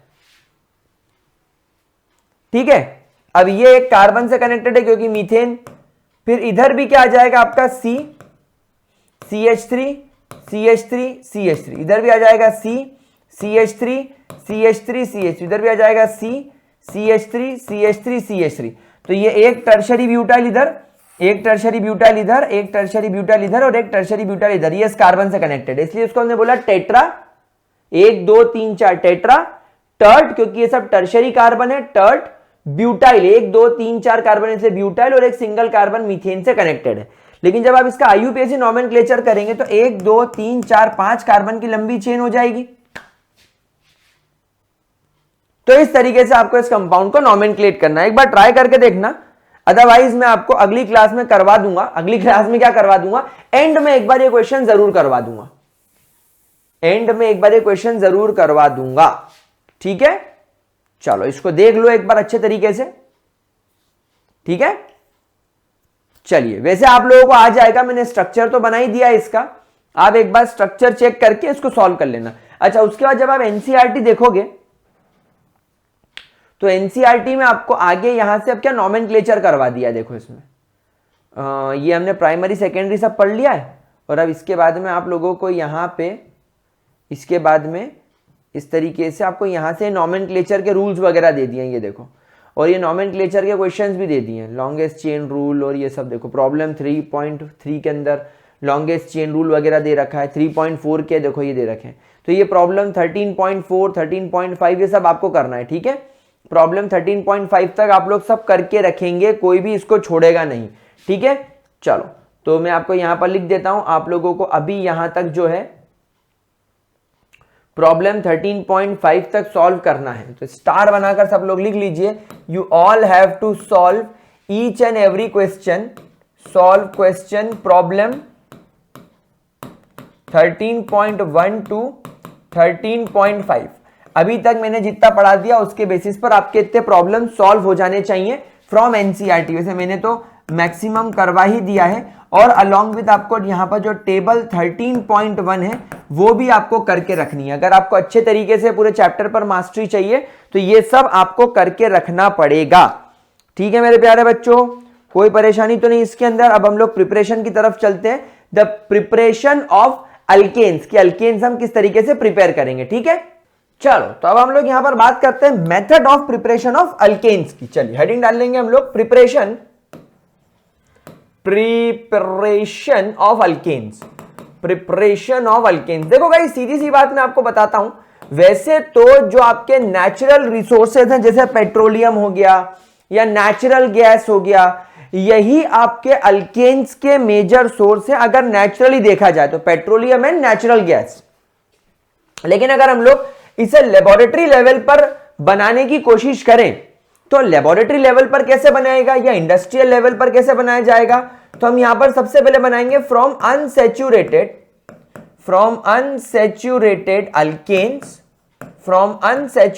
Alkanes and alkynes, sorry unsaturated alkenes and alkynes. Basically हमें सबसे पहली जो मेथड ऑफ प्रिपरेशन देखनी है वो इससे देखनी है, फ्रॉम अनसैचुरेटेड हाइड्रोकार्बन्स, और हाइड्रोकार्बन्स में कौन होगा, अल्कीन्स एंड अल्काइंस। यहां पर ध्यान रखिएगा, हम लोग क्लास 12th में जब जाएंगे तो चैप्टर पढ़ेंगे जिसका नाम होगा सरफेस केमिस्ट्री। सरफेस केमिस्ट्री हमें एक बात सिखाती है कि जब कभी भी आप किसी पर्टिकुलर चीज का सरफेस एरिया बढ़ा दोगे वो उतना ज्यादा गैसेस को अपनी सरफेस पर चिपका लेगी। इमेजिन करो हमारा ये डिजिटल बोर्ड है, अब इसका साइज काफी बड़ा है, ये 85 इंच वाला बोर्ड है हमारा, तो इस बड़े बोर्ड के ऊपर मैं बहुत सारा लिख सकता हूं। इमेजिन करो, एक बार रिकॉल करो, या ग्रेविटी सर्कल ऊपर आप सर्च टैग में जाके एक बार सर्च करना, मजा आएगा। ग्रेविटी सर्कल हाइड्रोकार्बन सेशन 2021 वाली प्लेलिस्ट एक बार सर्च करना, उस पर हम छोटे बोर्ड में पढ़ा रहे हैं। हमारा बोर्ड बहुत छोटा हुआ करता था, आई थिंक 4x4 का बोर्ड था, वो छोटा बोर्ड था। तो छोटे बोर्ड पर मेरे को लिखने में बड़ी आफत आती थी, क्यों, सरफेस एरिया कम था। सरफेस एरिया कम था तो मैं कम लिख पाया, अब सरफेस एरिया बड़ा हो गया तो मैं ज्यादा लिख पा रहा हूं। बात समझ में आ रही है। ठीक उसी प्रकार आपके पास में जो मेटल्स होते हैं, अगर मैं उन मेटल्स को एकदम बारीक पाउडर पीस दूं, जैसे प्लैटिनम, पैलेडियम और निकल, ये तीन ऐसे मेटल्स हैं जिनको हम बहुत ज्यादा बारीक बारीक आटे जैसा पीस सकते हैं। अब एक मेटल जितना बारीक होगा उसका सरफेस एरिया उतना ज्यादा होगा। समझ में आ रही बात आप लोगों को। देखो सीधी सी बात है कि अगर मेरे पास में ये बोर्ड है तो अभी ये बोर्ड एकदम ठोस है, तो इस पर पर्टिकुलर इतनी लेंथ और इतनी विड्थ है, ये इसका सरफेस एरिया। लेकिन इमेजिन करो इसके ऊपर मैं इसको बारीक पीस दूं और इसके बारीक बारीक पाउडर बना दूं। अब एक बार इमेजिन करो इस बोर्ड का पाउडर बना दूं और अगर वो मेरे हाथ से गिर जाए तो क्या वो पूरे रूम में फैल जाएगा। अरे तुम्हारा टेल्कम पाउडर जरा से उसके अंदर आता है, बॉक्स के अंदर, एक जरा से डब्बे के अंदर, लेकिन अगर गिर जाए तो कैसा फैलता है। मतलब जो चीज जितनी ज्यादा पीसी हुई, जितनी ज्यादा फाइन, जितनी ज्यादा बारीक होगी, उसका सरफेस एरिया उतना ज्यादा होगा। समझ में आ रही बात आपको। तो तुम्हारा मेटल जितना ज्यादा बारीक होगा, जितना ज्यादा पीसा हुआ होगा, वो उतना ज्यादा अच्छा गैस को अपने ऊपर एडजॉर्ब करेगा। एडजॉर्ब सर, एडजॉर्ब का मतलब क्या होता है, एडजॉर्ब का मतलब होता है अपनी सरफेस पर चिपका लेना। ठीक है, तो यहां पर आप लोग ध्यान रखिएगा कि जो आपके एकदम फाइनली डिवाइडेड आपके जो एकदम फाइनली डिवाइडेड मेटल्स होते हैं, finally divided metals like platinum, palladium and nickel are very good adsorbent, are very good adsorbent for hydrogen gas, therefore are used as catalyst in above reaction. ऊपर वाली reaction में इन्हें as a catalyst use करना पड़ता है, क्योंकि ये इतने बारीक पीसे हुए होते हैं कि इनके अंदर हाइड्रोजन गैस की मात्रा बहुत ज्यादा होती है। बस ये इसको उठाओ, इतना सा एक चम्मच भी अगर आपने, एक चम्मच भर के अगर आपने निकल, पैलेडियम और प्लेटिनम लेकर रिएक्शन मीडियम में डाल दिया, ये इतनी ज्यादा हाइड्रोजन सप्लाई करेंगे उसके अंदर कि आपका पूरा काम हो जाएगा। समझ में आ गई बात आपको? अच्छा, बस यहां पर एक चीज ध्यान रखना, इसके अंदर बस एक चीज ध्यान रखना कि प्लेटिनम और पैलेडियम जो होते हैं, they normally reacts eight room temperature, but जो आपका निकल होता है उसको थोड़ा सा हाई टेम्परेचर रिक्वायर्ड होता है, बट निकल require high temperature and pressure. भाई अलग अलग मेटल्स हैं, इनकी अलग अलग रिएक्टिविटी होती है, अलग अलग इलेक्ट्रॉनिक कॉन्फ़िगरेशन होते हैं, तो सबकी प्रॉपर्टीज अलग अलग होती है, तो कोई चिंता करने वाली बात नहीं। अब रिएक्शन कैसे होती है देखते हैं। यह आपका CH2 डबल बॉन्ड CH2, जब आप इसका ट्रीटमेंट हाइड्रोजन के साथ में करते हैं, कैसे करा होगा आपने? पैलेडियम डाल दिया होगा, प्लेटिनम डाल दिया होगा या निकल डाल दिया होगा। निकल वाले केस में आपको हीट करना पड़ेगा, लेकिन प्लेटिनम पैलेडियम वाले में उसकी जरूरत नहीं है। तो क्या होता होगा? H2 में से एक हाइड्रोजन इस पर चिपकता है और H2 में से दूसरा हाइड्रोजन इधर जाकर चिपक जाता है। तो आपका फाइनल प्रोडक्ट क्या बनेगा? एक हाइड्रोजन इधर आ गया तो CH3, एक हाइड्रोजन इधर आ गया तो CH3, तो ये बन गया आपका इथेन। काहे से? आपके इथीन से। समझ में आ रही बात आपको? कितनी इजी केमिकल रिएक्शन है। अच्छा, एक एग्जांपल और ले लेते हैं। मान लीजिए आपके पास में यहां पर है CH3 CH double bond CH2, मान लीजिए ये है आपका प्रोपीन। प्रोपीन में आपने फिर क्या डाल दिया? हाइड्रोजन। डेफिनेटली हाइड्रोजन कहां से आया होगा? प्लेटिनम, पैलेडियम या निकल से आया होगा। तो क्या हुआ होगा? हाइड्रोजन एक इस पर जाकर कनेक्ट हो गया, हाइड्रोजन एक इस पर जाकर कनेक्ट हो गया, तो ये बन गया CH3 CH2 CH3। ये क्या बन गया आपका? प्रोपेन। This becomes propane. अच्छा सर अल्काइन लो, जरा मजा आएगा। चलो अल्काइन ले लेते हैं, आप लोगों की इच्छा। CH3 C triple bond CH, ये क्या है आपका? ये है आपका प्रोपाइन। तो प्रोपाइन में पहले H2 डाला जाएगा, किसकी मदद से? वही पैलेडियम, प्लेटिनम या निकल की मदद से। तो यहां पर क्या होगा? एक हाइड्रोजन इस पर और एक हाइड्रोजन इस पर कनेक्ट होगा, जिसकी वजह से अब आपको यहां पर क्या मिलेगा? CH3 CH double bond CH2, यानी this will become your propene. फिर इसी के अंदर आपको फर्दर हाइड्रोजन ऐड करना पड़ेगा। क्यों? क्योंकि आपने इसके अंदर फिर डाल दिया पैलेडियम, प्लेटिनम या निकल। तब यहां पर क्या होगा? एक हाइड्रोजन इस पर कनेक्ट होगा और एक हाइड्रोजन जाकर इस पर कनेक्ट होगा। तब यहां पर आपका फाइनल प्रोडक्ट क्या बनेगा? CH3 CH2 CH3, यानी आपका यहां पर क्या बन गया? प्रोपेन। 2 स्टेप में रिएक्शन हुई, आपका काम बिल्कुल बढ़िया, बल्ले बल्ले पुर्र हो गया। कोई दिक्कत, कोई परेशानी? ठीक है। अच्छा, स्टार बनाकर एक पॉइंट लिखेंगे। आप लोगों ने मार्केट में सुना होगा डालडा घी। आप लोगों ने मार्केट में सुना होगा, एक बहुत ज्यादा इंपॉर्टेंट ब्रांड नेम है ये, डालडा घी। Dalda ghee actually is a type of vanaspati ghee. आप लोगों ने वनस्पति घी का नाम सुना होगा। सुना है क्या गाइस? आप जब किसी भंडारे वगैरह में खाते हो या किसी शादी वगैरह में जाते हो और कोई घी का आइटम खा लो और आपका गला खराब हो जाए, समझ लेना उसने मिलावट करी है, पैसा बचाने के लिए मिलावट हो गई है गुरु, गला खराब हो गया है because of vanaspati ghee. Actually वनस्पति घी घी नहीं होता, वो ऑयल होता है। जो भी आपके वेजिटेबल ऑयल्स होते हैं ना, जो भी आपके वेजिटेबल्स ऑयल होते हैं ना, जैसे कि वेजिटेबल ऑयल्स में क्या क्या एग्जांपल दूं आपको? मूंगफली का तेल, सनफ्लावर ऑयल, कोकोनट ऑयल, सरसों का तेल, जितने भी वनस्पति यानी प्लांट से निकलने वाले ऑयल्स होते हैं, ये सब आपके अनसैचुरेटेड हाइड्रोकार्बन्स ही होते हैं। They all are unsaturated hydrocarbons. समझ में आ रही बात आपको? लेकिन क्या आपने कभी एनिमल फैट के बारे में सुना है?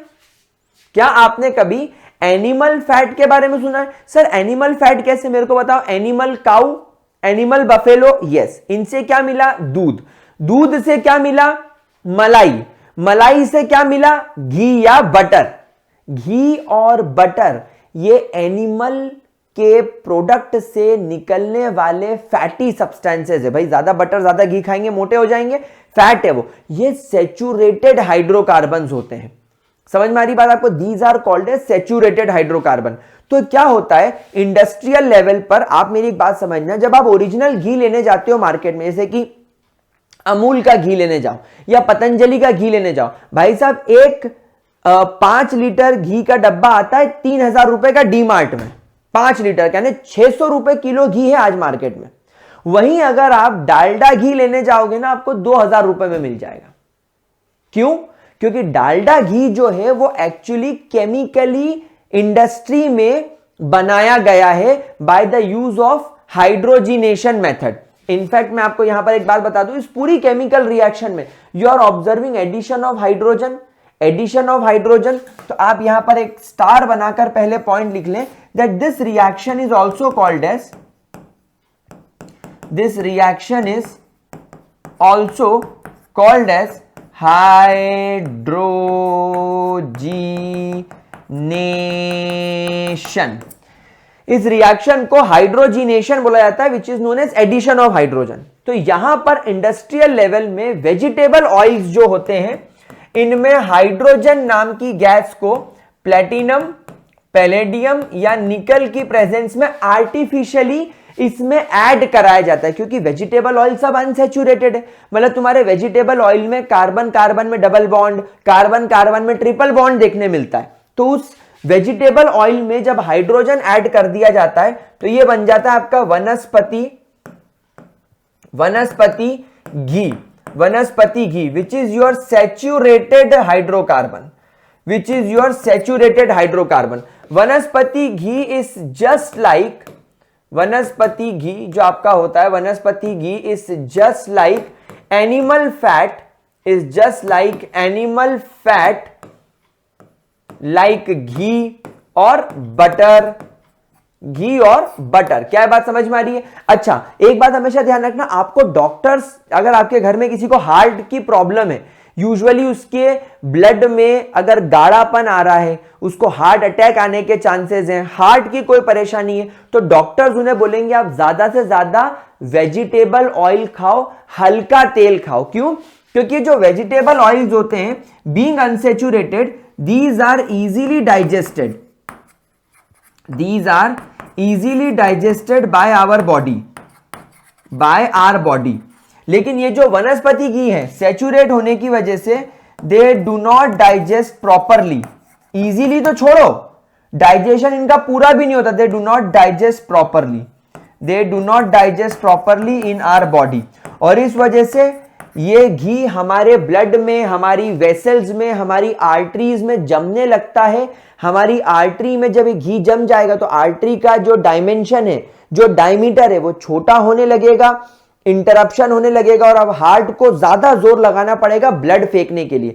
क्योंकि हार्ट तो प्रेशर लगा रहा है ब्लड फेंकने के लिए, लेकिन ब्लड इस आर्टरी में से बह नहीं पा रहा है क्योंकि इसके अंदर तो चोकिंग हो गई, इसलिए हार्ट अटैक आने के चांसेस होते हैं। तो डॉक्टर्स हमेशा बोलता है कि वनस्पति घी, डालडा घी, घी, बटर, इनसे दूर रहो। आप ऑयल फिर भी खा लोगे तो चल जाएगा, लेकिन ये तो भाई साहब बिल्कुल नहीं चलेंगे। और इंडिया में मिलावट करने के लिए वनस्पति घी नॉर्मल घी के साथ मिला दिया जाता है, क्योंकि नॉर्मल घी मिलता है एनिमल प्रोडक्ट से। भाई आज गाय भैंसे इतनी है ही नहीं, इतनी अमाउंट में ये लोग दूध दे ही नहीं पाते हैं। और आपको मालूम है एक काऊ जब प्रेग्नेंट होती है और जब उसको बेबी होता है, उसके बाद से वो कुछ 6 मंथ तक ही लैक्टेशन यानी दूध देती है। आपको क्या लगता है कि नॉर्मल गाय है तो क्या 12 महीने 7 दिन दूध देगी? नहीं, वो प्रेगनेंसी पीरियड के बाद, जैसे नॉर्मल ह्यूमन बींग्स में हम लोग देखते हैं ना कि फीमेल लेडी 6 मंथ तक लैक्टेशन करती है, वैसे ही काउज में भी होता है। तो क्या करते हैं आजकल, इनको आर्टिफिशियली प्रोजेस्टेरॉन के इंजेक्शन लगाए जाते हैं। प्रोजेस्टेरॉन नाम का हार्मोन मिल्क प्रोडक्शन के लिए रिस्पॉन्सिबल होता है। जस्ट इमेजिन, तो हम वैसे भी इन गाय और भैंस को इतना ज्यादा मैनिपुलेट कर रहे हैं इनकी बॉडी को कि आर्टिफिशियल इंजेक्शन लगा के इनसे मिल्क प्रोडक्शन कर रहे हैं। अब वो मिल्क प्रोडक्शन होने के बाद में आप उससे घी निकालोगे तो 10 लीटर दूध में से 2 लीटर घी निकलेगा, तो 2 लीटर घी महंगा ही होगा ना। तो उससे बचने के लिए ये लोग वनस्पति घी डालते हैं। तो आज की तारीख में अडल्ट्रेशन के नाम पर ये बहुत बिक रहा है। आप अच्छी सी अच्छी जगह भी खाना खाने जाते हो और अगर आपका गला खराब हो रहा है, मतलब वनस्पति घी है, and it is very bad for health. And it this reaction is done in industrial level. और ये जो पूरी रिएक्शन है, ये रिएक्शन पूरी की पूरी हमारी हाइड्रोजिनेशन पर बेस्ड है। तो इस पर मैंने आपको जो एग्जाम्पल के तौर पर बताया, इसको ध्यान रखना, this is just for information, लेकिन बड़ी इंपॉर्टेंट इंफॉर्मेशन है। चलिए दूसरी मेथड ऑफ प्रिपरेशन की तरफ चलते। पहली तो आपकी from unsaturated alkenes and alkynes हो गई। अब हम चलते हैं हमारी दूसरी मेथड ऑफ प्रिपरेशन की तरफ, that is from alkyl halides. From alkyl halides. अब आप लोग सब जानते हैं अल्काइल का मतलब क्या होता है, आपका मिथाइल, इथाइल, प्रोपाइल, और हैलाइड मतलब आपका हेलोजन यानी RX। ठीक है, इसमें पहली मेथड ऑफ प्रिपरेशन हम लोग देखते हैं फ्रॉम पहली मेथड ऑफ प्रिपरेशन हम लोग लिखते हैं एक्सेप्ट अल्काइल फ्लोराइड। यहां पर एक बात ध्यान रखना, आपके जो अल्काइल फ्लोराइड्स होते हैं यानी आपके कार्बन से मैं यहां पर उसका स्ट्रक्चर ड्रॉ करता हूं, आपके कार्बन से 3 वैलेंसी कोई भी सेटिस्फाई कर रहा हो, चौथी फ्लोरीन करेगा। यहां पर फ्लोरीन मोस्ट इलेक्ट्रोनेगेटिव है, कार्बन लीस्ट इलेक्ट्रोनेगेटिव है। इन दोनों के बीच में जो बॉन्ड बना है ये बहुत ज्यादा पोलर होगा और बहुत ज्यादा स्ट्रांग होगा, इसलिए नॉर्मल रिएक्शंस में ये बॉन्ड टूटता नहीं है। तो except alkyl fluoride, other alkyl halides reacts with hydrogen gas in presence of zinc and hydrochloric acid gives alkenes।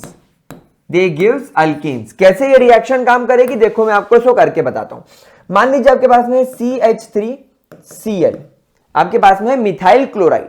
जैसे ही आप मिथाइल क्लोराइड के सामने हाइड्रोजन गैस डालोगे और यहां पर कैटलिस्ट के तौर पर जिंक और हाइड्रोक्लोरिक एसिड डाल दोगे, मैंने हाइड्रोक्लोरिक एसिड को H+ से डिनोट किया क्योंकि इस पर्टिकुलर केमिकल रिएक्शन में हमको H+ का ही काम होता है।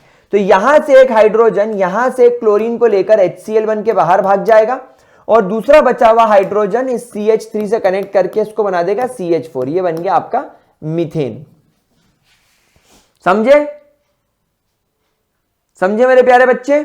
मान लीजिए आपके पास में यहां पर CH3 CH2Br है, आपने इसमें डाला हाइड्रोजन, यहां पर आपने डाला जिंक और एसिड डाला, यहां पर HBr को लेकर HBr बन के बाहर भाग जाएगा और दूसरा हाइड्रोजन इससे कनेक्ट करके बना लेगा CH3 that will be your ethane. ये आपका पहला टाइप का रिएक्शन हो गया जो कि अल्काइल हैलाइड से आपको अल्केन्स बनाकर देता है। इतना नोट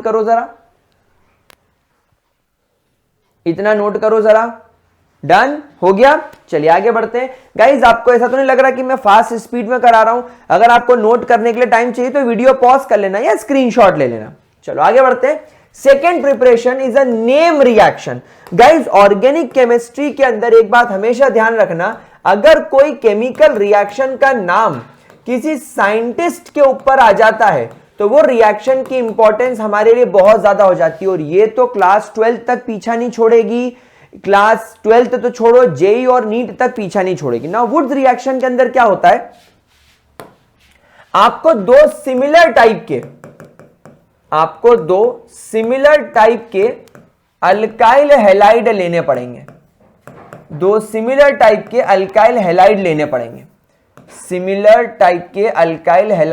पड़ेंगे।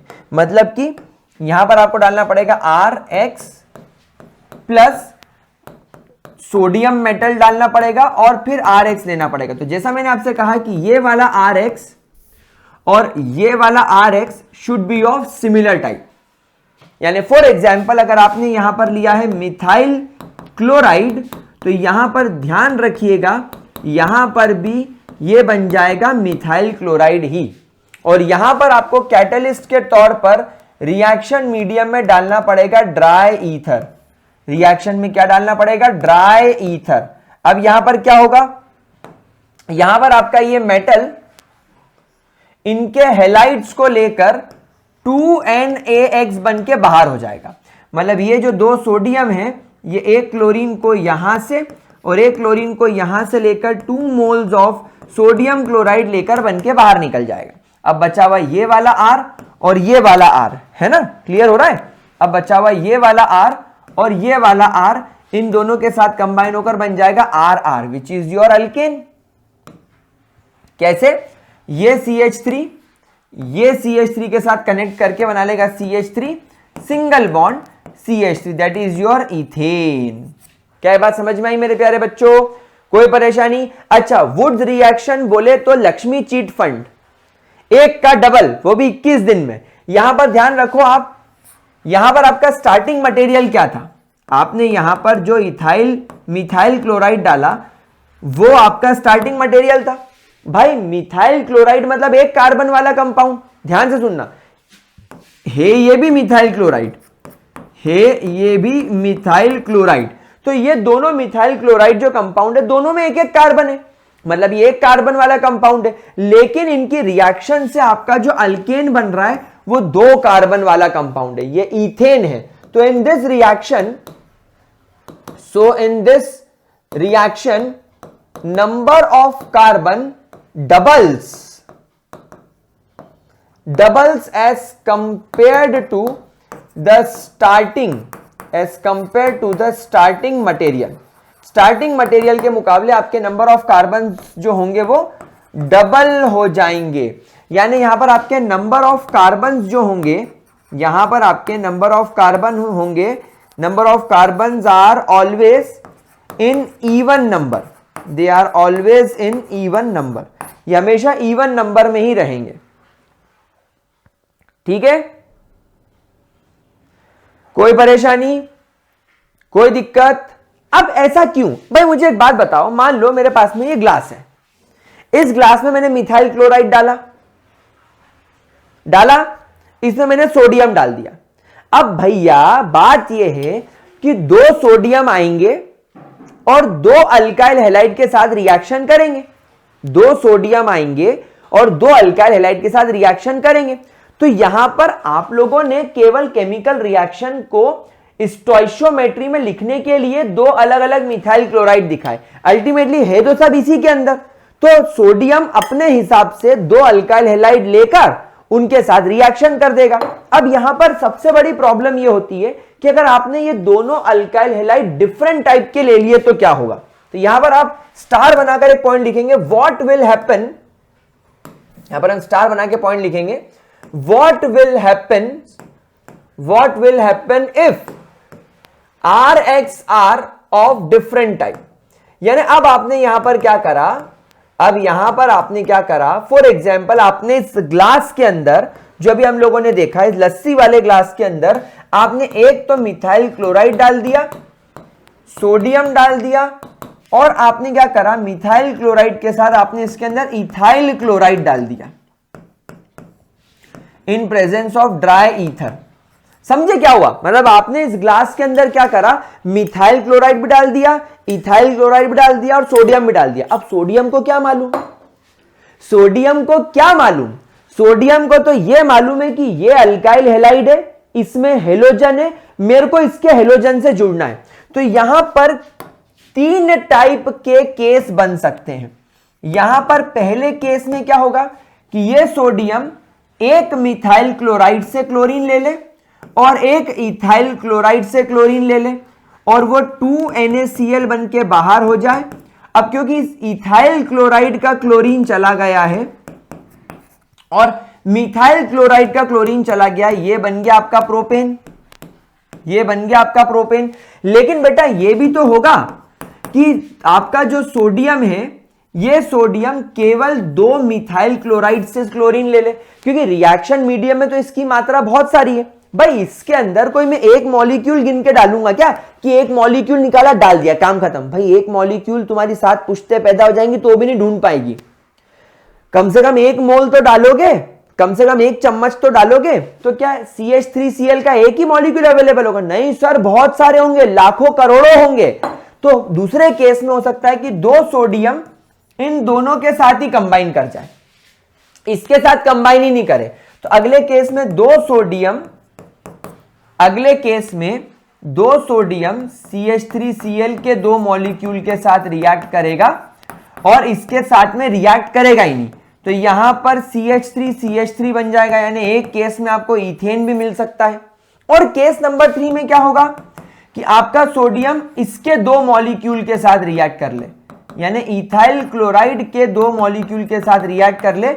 अब वो मिथाइल क्लोराइड की तरफ नहीं देखे, तो यहां पर 2NaCl तो आपको फिर भी मिलेगा, लेकिन अब आपका एक इथाइल ग्रुप दूसरे इथाइल ग्रुप के साथ कनेक्ट करके यहां पर क्या बना लेगा? 4 कार्बन वाला कंपाउंड, यानी कि ब्यूटेन। तो यहां पर इथेन, ब्यूटेन और प्रोपेन 3 प्रोडक्ट बनेंगे, यानी therefore we will obtain 3 different product. Therefore 3 different alkanes will be formed. 3 different alkanes will be formed. क्या ये चीज समझ में आई मेरे प्यारे बच्चों? ठीक है, कोई परेशानी, कोई दिक्कत? चलिए, तो इतना करने के बाद हम लोग चलते हैं हमारी तीसरी मेथड ऑफ प्रिपरेशन की तरफ, that is from carboxylic acids. आप लोग सब कार्बोक्सिलिक एसिड को तो जानते ही हो। From carboxylic acid IUPAC nomenclature किया है तो इतना तो हमें पता ही होगा। कार्बोक्सिलिक एसिड यहां पर मैं ले लेता हूं CH3COOH। इथेनोइक एसिड को जब मैं पहले NaOH के साथ ट्रीट करूंगा तो ये बन जाएगा CH3COO negative and Na positive, और वाटर मॉलिक्यूल बाहर हो जाएगा। इस कंपाउंड का नाम पड़ जाएगा सोडियम। और CH3CO नेगेटिव के लिए मैंने क्या सिखाया था? सफिक्स इथॉक्साइड, अल्कोक्साइड सिखाया था ना, मेटल अल्कोक्साइड। तो ये बन गया आपका सोडियम इथॉक्साइड। अब जब आप इस सोडियम इथॉक्साइड का ट्रीटमेंट NaOH के साथ करते हो इन प्रेजेंस ऑफ CaO और हीट करते हो, यहां पर ध्यान रखिएगा mixture of CaO and NaOH is combinedly called as soda lime. It is combinedly called as soda. It is combinedly called as soda lime. Soda lime. ठीक है प्यारे बच्चों, अब यहां पर क्या होगा देखिए, ये सोडियम Na2, ये COO यानी CO2, C और 2 ऑक्सीजन O2 और 1 ऑक्सीजन, ये 3 ऑक्सीजन लेके बाहर हो जाएगा। अब यहां पर केवल क्या बचा? CH और 3। अब यहां पर केवल CH3 बचा और यहां पर केवल हाइड्रोजन बचा, तो ये हाइड्रोजन इससे कनेक्ट होकर बना लेगा CH4। अब यहां पर आपने क्या देखा? In this reaction number of carbon decreases as compared to the starting material. जैसे वुड्स में डबल हो रहा था स्टार्टिंग मटेरियल के मुकाबले, यहां पर स्टार्टिंग मटेरियल के मुकाबले कार्बन का नंबर कम हो गया, 1 कार्बन लेस हो जाएगा, 1 carbon less than starting material. आपका जो स्टार्टिंग मटेरियल है, यानी जिससे केमिकल रिएक्शन की शुरुआत हो रही है, वो देखिए सोडियम इथॉक्साइड है। इथॉक्साइड क्योंकि इसमें 1 कार्बन ये है और 1 कार्बन ये है, लेकिन आपका जो फाइनल प्रोडक्ट बना दैट इज मीथेन, उसके अंदर केवल और केवल 1 ही कार्बन है। ठीक है, कोई दिक्कत? अच्छा, इसको सोडियम इथेनोएट बोलते हैं, आप इसको सोडियम इथेनोएट कर दो ताकि आप इसको प्रॉपर तरीके से OH, हाँ OH आयन है, इथॉक्साइड नहीं आएगा, OH आएगा। IUPAC नॉमेनक्लेचर में फंक्शनल ग्रुप के हिसाब से IUPAC इसको सोडियम इथेनोएट बोलेगा, तो हम भी इसको इथॉक्साइड नहीं सोडियम इथेनोएट लिखेंगे। पहली रिएक्शन क्लियर हो गई? ये आपकी फर्स्ट टाइप की रिएक्शन थी। फ्रॉम कार्बोक्सिलिक एसिड से ये आपकी फर्स्ट टाइप की रिएक्शन थी। ठीक है, अब हम आगे बढ़ते हैं और हमारी हम सेकेंड टाइप की रिएक्शन की तरफ चलते हैं, which is a name reaction which is called as Kolbe synthesis. Kolbe synthesis, Kolbe synthesis. अब गाइस कोल्बे सिंथेसिस जो है इसके अंदर एक्चुअली क्या होता है कि आपको वापस से 2 moles of CH3COO negative Na positive, यानी आपको वापस से सोडियम इथेनोएट लेना पड़ता है। आपने यहां पर क्या किया, सोडियम इथेनोएट लिया, आपने इसको मिलाया पानी के अंदर और आपने इसका क्या कर दिया, इलेक्ट्रोलिसिस। आपने इसका क्या कर दिया, आपने इसका क्या कर दिया प्यारे बच्चों, आपने सोडियम इथेनोएट का क्या कर दिया, इलेक्ट्रोलिसिस। अब इलेक्ट्रोलिसिस की वजह से देखिए क्या हुआ, एनोड पर आप लोग जानते हैं एनोड पर कौन आता है, एनायंस। एनोड का नाम ही एनोड क्यों पड़ा, क्योंकि एनायंस आएंगे, मतलब ये उधर जाएगा, मतलब यहां पर 2 moles of CH3 C double bond O negative आएगा। अब आप लोग जानते हैं कि यहां पर क्या होगा, क्योंकि ऑक्सीजन के ऊपर नेगेटिव चार्ज है, एक ऑक्सीजन एक इलेक्ट्रॉन रिलीज करेगा, तो यहां पर क्योंकि 2 मोल्स हैं ये 2 इलेक्ट्रॉन रिलीज कर देंगे। तो अब यहां पर ये आपको दिखने लगेगा CH3, मैं थोड़ा इसको एक्सपैंड कर देता हूं, CH3 कार्बन और इस कार्बन के बीच में एक single bond, double bond, oxygen का एक इलेक्ट्रॉन जाने के बाद अब ऑक्सीजन के वैलेंस शेल में आपको 1 2 3 4 5 6 और 7 इलेक्ट्रॉन दिखेंगे, मतलब अब ये फ्री रेडिकल बन गया। तो अब यहां पर फ्री रेडिकल बनने की वजह से क्या होगा, ये कार्बन इस कार्बन से अपनी दोस्ती तोड़ देगा। अब क्या होगा, ऑक्सीजन का ये सिंगल इलेक्ट्रॉन और ये कार्बन का सिंगल इलेक्ट्रॉन जुड़ जाएंगे और इस वजह से अब ये बन जाएगा C double bond O double bond O, मतलब ये कार्बन डाइऑक्साइड बन गया। तो यहां पर आपको 2 मोल्स ऑफ कार्बन डाइऑक्साइड बाहर निकलते हुए दिखाई देंगे। अब यहां पर आपके पास में क्या बन गया, CH3 का एक सिंपल रेडिकल, क्योंकि अब कार्बन के ऊपर भी तो अपना एक इलेक्ट्रॉन रह गया। अब यहां पर कितने, 2, तब ये 2 क्या होंगे, ये फर्दर 2 CH3 कंबाइन होकर, मतलब यहां पर टेक्निकली एक CH3 फ्री रेडिकल ऐसा बनेगा, एक CH3 फ्री रेडिकल ऐसा बनेगा। तो इनके एक इलेक्ट्रॉन आपस में बॉन्ड शेयर करके यहां पर आपको क्या बना देंगे, इथेन। तो यहां वाली स्टेप में आपको क्या क्या प्रोडक्ट मिले, एनोड से आपको कार्बन डाइऑक्साइड गैस और आपको इथेन का प्रोडक्शन होता हुआ नजर आया। तो यहां पर आप लिख दीजिए ऊपर कि यहां पर क्या हुआ, यहां पर आपको एक CH3 दिखाई दिया एनोड पर और आपका जो CO2 है ये इवॉल्व होता हुआ नजर आया। कोई दिक्कत, कोई परेशानी। अब कैथोड पर क्या होगा, अब कैथोड पर क्या होगा भाई, कैथोड पर आपके वाटर के 2 मोल्स आए, जैसे ये इलेक्ट्रॉन आए इन्होंने इलेक्ट्रॉन एक्सेप्ट करे, ये हो जाएगा OH नेगेटिव के 2 आयन बन जाएंगे और H पॉजिटिव के 2 आयन्स बन जाएंगे। अब ये 2 H पॉजिटिव ये 2 इलेक्ट्रॉन एक्सेप्ट करेंगे। इनफैक्ट हम यहां पर ऐसा लिखेंगे कि ये 2 इलेक्ट्रॉन्स एक्सेप्ट करने के बाद ये 2 हाइड्रोजन फ्री रेडिकल बन गए। भाई एक इलेक्ट्रॉन इस हाइड्रोजन ने ले लिया, दूसरा इलेक्ट्रॉन दूसरा हाइड्रोजन ने ले लिया और अब ये दोनों कंबाइन होकर हाइड्रोजन गैस बन के उड़ गए। मतलब आपको एक हाइड्रोजन गैस इवॉल्व होती हुई नजर आ रही है। ये नजर आ रही है आपको एनोड से, ये नजर आ रही है आपको कैथोड से। क्या बात समझ में आ गई। अब यहां पर एक्चुअली क्या रह गया, अब आप जरा यहां पर ध्यान से देखिए। अब यहां पर एनोड पर आपने देखा होगा CH3COO नेगेटिव लिया गया, Na पॉजिटिव का क्या हुआ भाई, CH3COO नेगेटिव Na पॉजिटिव था ना, तो Na पॉजिटिव तो यहां पर मैंने इंक्लूड नहीं करा और यहां पर आपका OH नेगेटिव बच गया।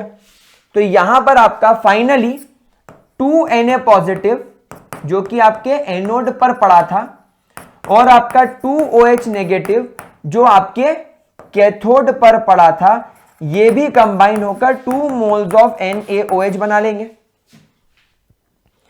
लेंगे और वो 2 NaOH आपको यहां पर सॉल्यूशन के अंदर पड़ा हुआ दिखाई देगा। तो इस तरीके से आपकी कोल्बे सिंथेसिस भी होती है। अब यहां पर आप देखो कोल्बे सिंथेसिस के अंदर भी आप देखो, आपने यहां पर 2 कार्बन वाला कंपाउंड लिया, 2 कार्बन वाला कंपाउंड मिल गया। यहां पर मतलब नंबर ऑफ कार्बन कम नहीं हुए, बट यहां पर आप एक बात ध्यान रखना, स्टार बनाकर रखना, but methane can not be prepared, but methane can not be prepared, but methane can not be prepared by this reaction, by this reaction. इसका रीजन क्या लिखोगे आप? वाई? क्योंकि यहां पर 2 फ्री रेडिकल कंबाइन होते ही होते हैं। एनोड के ऊपर जब आपका यहां पर कार्बन डाइऑक्साइड निकलेगा तो 2 फ्री रेडिकल बनेंगे, और वो 2 फ्री रेडिकल कंबाइन करके आपको हमेशा ईथेन देंगे। तो इस रिएक्शन से ईथेन और ईथेन के ऊपर वाले अल्केन्स बनेंगे, मीथेन आपको कभी नहीं मिलेगा। तो ये हो गई आपकी सारी की सारी मेथड ऑफ प्रिपरेशन। ठीक है, चलिए गाइस लेट्स मूव, आगे बढ़ते हैं। और अब हम लोग यहां पर स्टार्ट करते हैं फिजिकल प्रॉपर्टीज, स्टार्ट करते हैं हम लोग यहां पर physical properties of alkanes, physical properties of alkanes. No guys, अगर मैं यहां पर सबसे पहली और सबसे इंपॉर्टेंट फिजिकल प्रॉपर्टी की बात करूं, अल्केन्स किससे मिलकर बने हुए होते हैं? Carbon and hydrogen. तो यहां पर हम लोग लिखेंगे पहली फिजिकल प्रॉपर्टी में, that because of the very less difference, because of the very less difference in, because of the very less difference in electronegativities of carbon and hydrogen, alkanes are non-polar in nature। alkanes का nature कैसा होता है? they are non-polar in nature, यानी carbon और hydrogen के बीच में जो भी बॉन्ड रहेगा, कार्बन और कार्बन के बीच में जो भी बॉन्ड रहेगा वो सब नॉन पोलर नेचर के रहेंगे। भाई पोलैरिटी क्या होती है?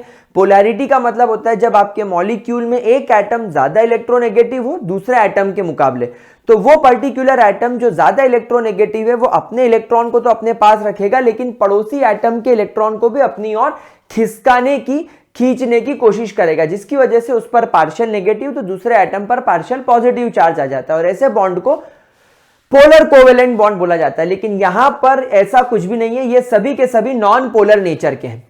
अब आप लोग सब जानते ही हो, चैप्टर का नाम स्टेट्स ऑफ मैटर, उसके अंदर यह पढ़ाया जाता है, जो बच्चों को नहीं पता सब लोग ध्यान से सुनेंगे। इस साल स्टेट्स ऑफ मैटर आपके शायद सिलेबस से हटा दिया गया है, लेकिन मैं आपको एक जरूरी बात बताऊंगा। जैसे मान लीजिए आपके पास में कंपाउंड है H और एक कंपाउंड है Cl, HCl। अब आप लोग जानते हैं इस पर पार्शियल पॉजिटिव होगा, इस पर पार्शियल नेगेटिव होगा, दोनों की इलेक्ट्रोनेगेटिविटी में डिफरेंस है। फिर दूसरा हाइड्रोजन आ गया, क्लोरीन आ गया, भाई इनकी इलेक्ट्रोनेगेटिविटीज में भी डिफरेंस है, तो ये पॉजिटिव ये नेगेटिव हो गया। अब जब HCl का एक मॉलिक्यूल HCl के दूसरे मॉलिक्यूल के सामने आएगा, तो ये मॉलिक्यूल का Cl ये मॉलिक्यूल के हाइड्रोजन को अपनी ओर अट्रैक्ट करने की कोशिश करेगा, क्योंकि ये partial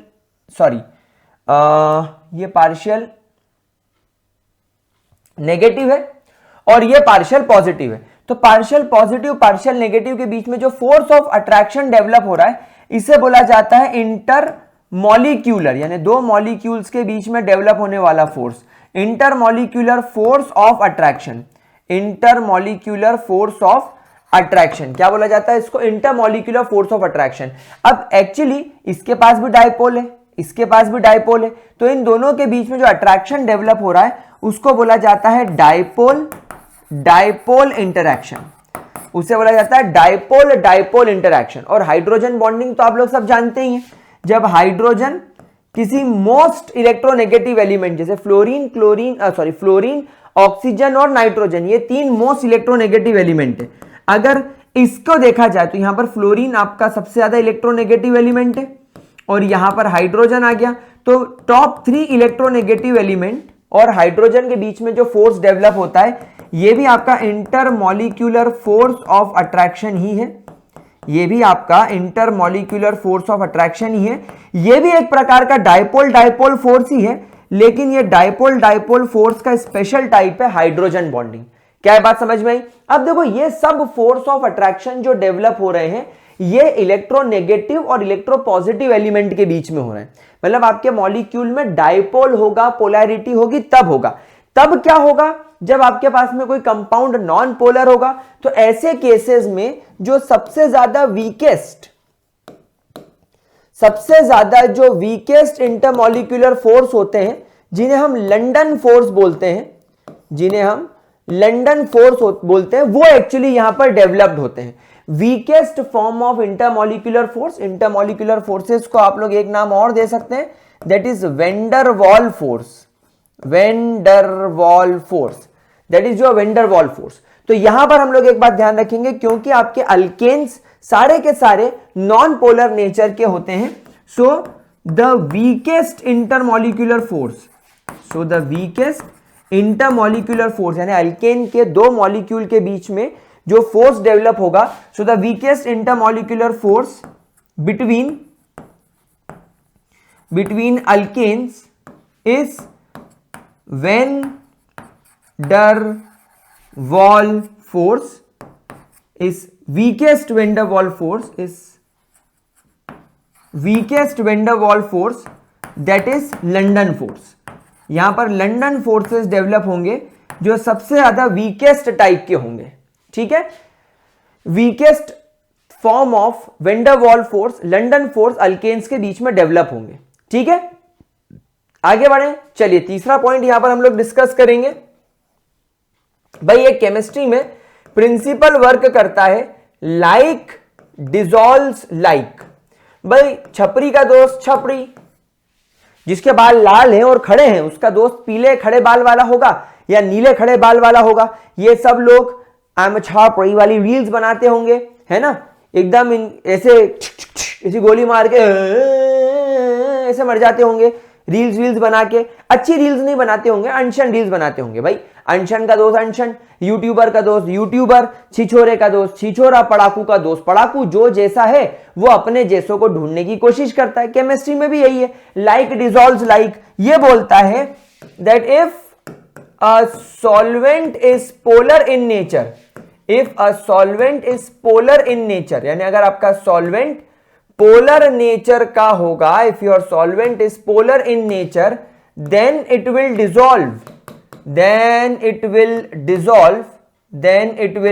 dissolve the polar substances, then it will dissolve the polar substances in it and vice versa। Sir vice versa का मतलब क्या होता है? एंड इसका जस्ट अपोजिट, अगर आपका सॉल्वेंट नॉन पोलर नेचर का होगा तो उसमें नॉन पोलर सब्सटेंस डिसॉल्व होंगे।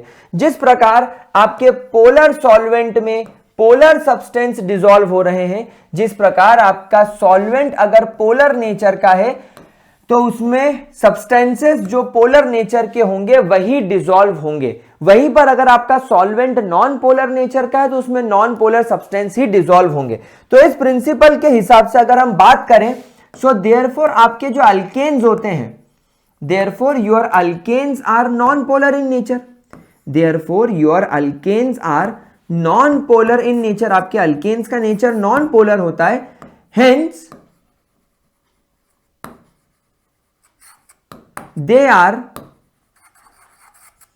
insoluble in water, hence they are insoluble in water। चौथा एंड बहुत इंपॉर्टेंट पॉइंट, आप लोग सब जानते हो कि आपका जो पेट्रोल होता है, आपका जो पेट्रोल होता है वो क्या है? Sir it is a form of petroleum, it is a form of petroleum. और पेट्रोल जो होता है it is basically a mixture of, petrol is basically a mixture of hydrocarbons. ये आपके हाइड्रोकार्बन्स का मिक्सचर है, और हाइड्रोकार्बन्स मतलब अल्केन्स, अल्कीन्स, अल्काइंस, सब कार्बन और हाइड्रोजन से बने, टेक्निकली सभी नॉन पोलर है। तो आपका पेट्रोल भी नॉन पोलर नेचर का हो जाएगा। हेंस आपने सुना होगा, हेंस ड्यूरिंग ड्राई क्लीनिंग, जब आप लॉन्ड्रीज में ड्राई क्लीनिंग पर्पसेस के लिए अपने कपड़े भेजते हो, hence during dry cleaning petrol and lower fractions of petrol and lower fractions of petroleum are used because जो ग्रीस होता है, because जो ग्रीस या जो स्टेन्स होते हैं, ग्रीस या जो स्टेन्स होते हैं on the clothes are non-polar in nature. They are non-polar in nature. They are non-polar in nature. Therefore, petrol and lower fractions of petrol and lower fraction of petroleum easily dissolves grease in it and cleans the surface of clothes. समझे आप बात को? जो कपड़े आप लोग dry clean के लिए देते हो, जनरली उसके ऊपर ग्रीस वगैरह का स्टेन लग जाता है, ग्रीस लग जाता है, तेल लग जाता है, ऐसी कुछ खाने पीने की चीजें गिर जाती हैं जिसमें तेल लगा हुआ हो, तो भाई तेल आपने देखा होगा, तेल हो गया, ग्रीस हो गया, वैसलीन हो गया, ये सब अगर पानी में डिसॉल्व करोगे, घी वगैरह को, तो ये पानी में डिसॉल्व नहीं होते. क्यों? क्योंकि पानी पोलर है और ये तेल वगैरह सब नॉन पोलर है. इसीलिए ये तेल के निशान, ग्रीस के निशान, इन सब के लिए अपने को पेट्रोल या लोअर फ्रैक्शन ऑफ पेट्रोलियम का इस्तेमाल करना पड़ता है. लोअर फ्रैक्शन ऑफ पेट्रोलियम का मतलब होता है, एक्चुअली क्या होता है, अर्थ क्रस्ट से निकलता है पेट्रोलियम एक काला तेल होता है, इसका फ्रैक्शन डिस्टिलेशन करके इससे पेट्रोल, डीजल, केरोसिन सब निकाला जाता है. उसके बाद भी कुछ छोटे छोटे इसके अंदर वेस्ट प्रोडक्ट्स बच जाते हैं जो फेंकते नहीं है, क्योंकि ये अर्थ क्रस्ट से निकल रहा एक तरह का फॉसिल फ्यूल है, हमारे लिए इसकी एक एक बूंद कीमती है. तो जो लोअर फ्रैक्शन ऑफ पेट्रोलियम बच जाता है, जिसमें छोटे छोटे हाइड्रोकार्बन होते हैं, वो ड्राई क्लीनिंग के लिए इस्तेमाल किया जाता है. ड्राई क्लीनिंग में इस पेट्रोल या लोअर फ्रैक्शन ऑफ पेट्रोलियम को एज अ सॉल्वेंट यूज किया जाता है और जो भी आपके कपड़ों पे ग्रीस के स्टेन्स होते हैं उस पर डाल दिया जाता है. अब क्योंकि तुम्हारा पेट्रोल नॉन पोलर नेचर का है, क्योंकि एक प्रकार का हाइड्रोकार्बन है, और तुम्हारी ग्रीस भी नॉन पोलर नेचर की है, लाइक डिसॉल्व लाइक के प्रिंसिपल से ये उसके अंदर डिसॉल्व हो जाएगा और बढ़िया तरीके से आप इसको रिमूव कर सकते हैं. क्या ये चीज समझ में आ गई? क्या ये चीज मेरे प्यारे बच्चों को समझ में आ गई? चलिए 5वें पॉइंट की तरफ चलते हैं और बात करते हैं बॉइलिंग पॉइंट की. आप लोग सब जानते हो. अच्छा, उसके पहले भी मैं आपको एक बात बता दूं that because of weak intermolecular forces या because of weak van der Waals forces,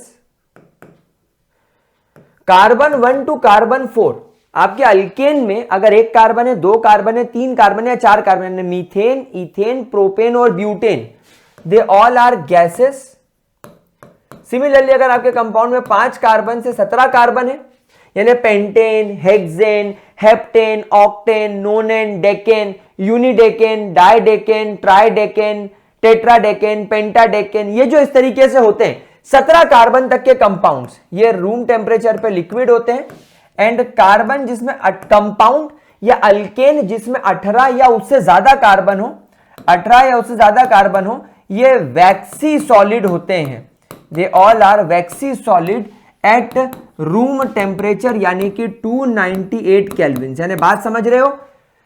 strong solid तो कोई भी नहीं है, ठोस पत्थर जैसा एकदम सॉलिड कोई भी नहीं है. सॉलिड अगर होंगे भी तो बिल्कुल जेली जैसे, मोम जैसे, ऐसे ऐसे कर दो तो पिचक जाए, आटे जितने सॉलिड होंगे. और यूजुअली तो गैस या लिक्विड ही पाए जाते हैं रूम टेम्परेचर पे. ठीक है. अच्छा, उसके बाद ऑर्डरलेस होते हैं ये सब लोग. उसके बाद कलरलेस होते हैं ये लोग, ऑर्डरलेस एंड कलरलेस होते हैं. ठीक है. अब 8वें पॉइंट की तरफ चलते हैं. अब क्योंकि वीक इंटरमॉलिक्यूलर फोर्सेस होता है, so because of weak van der Waals forces, London forces जो कि होते हैं वीकेस्ट टाइप के, so because of weak van der Waals forces they have a very low boiling point. They have a very low boiling point. इनका boiling point low होता है. But as the number of carbon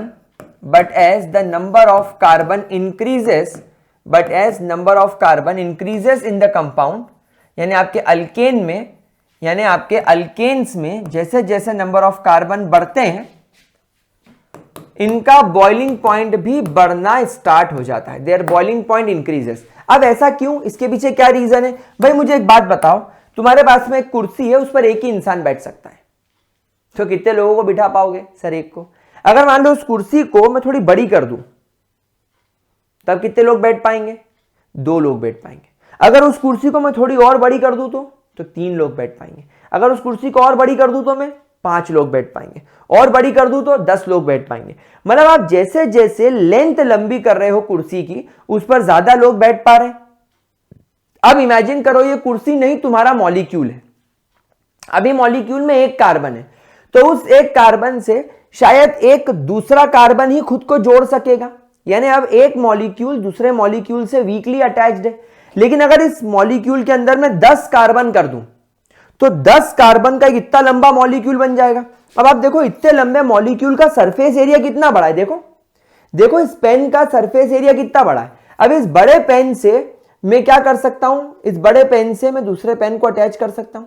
अब जब ये 2 pen एक दूसरे से attach हुए हैं, देखो कितने बढ़िया तरीके से अटैच हुए हैं, ये देखो कितने बढ़िया तरीके से इस तरीके से अटैच हुए हैं। इन दोनों का बेस, इन दोनों की निब एक के ऊपर एक रखी गई है। मतलब आप देखो इनका सरफेस ऑफ कांटेक्ट कितना ज्यादा है, यहां भी कांटेक्ट है, यहां तक सब जगह कांटेक्ट है।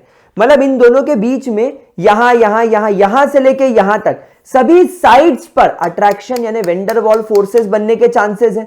तो जितना बड़ा मॉलिक्यूल होगा उसकी उतनी बड़ी सरफेस होगी, जितनी बड़ी सरफेस होगी उसका उतना ज्यादा वेंडर वॉल फोर्सेस बनाने का चांस होगा। और जितना ज्यादा वेंडर वॉल फोर्स बढ़ेगा, जितना ज्यादा 2 मॉलिक्यूल में अट्रैक्शन बढ़ेगा, उनको अलग करना, उनको एक दूसरे से सेपरेट करना हमारे लिए मुश्किल होगा। मतलब उन्हें हमें ज्यादा टेम्परेचर देना पड़ेगा ताकि वो बॉइल हो सके। तो यहां पर ध्यान रखना, जैसे जैसे नंबर ऑफ कार्बन बढ़ेंगे boiling point increases because of increase in surface area, because of increase in surface area. जैसा जैसा आपका सरफेस एरिया बढ़ेगा वैसे वैसे वेंडर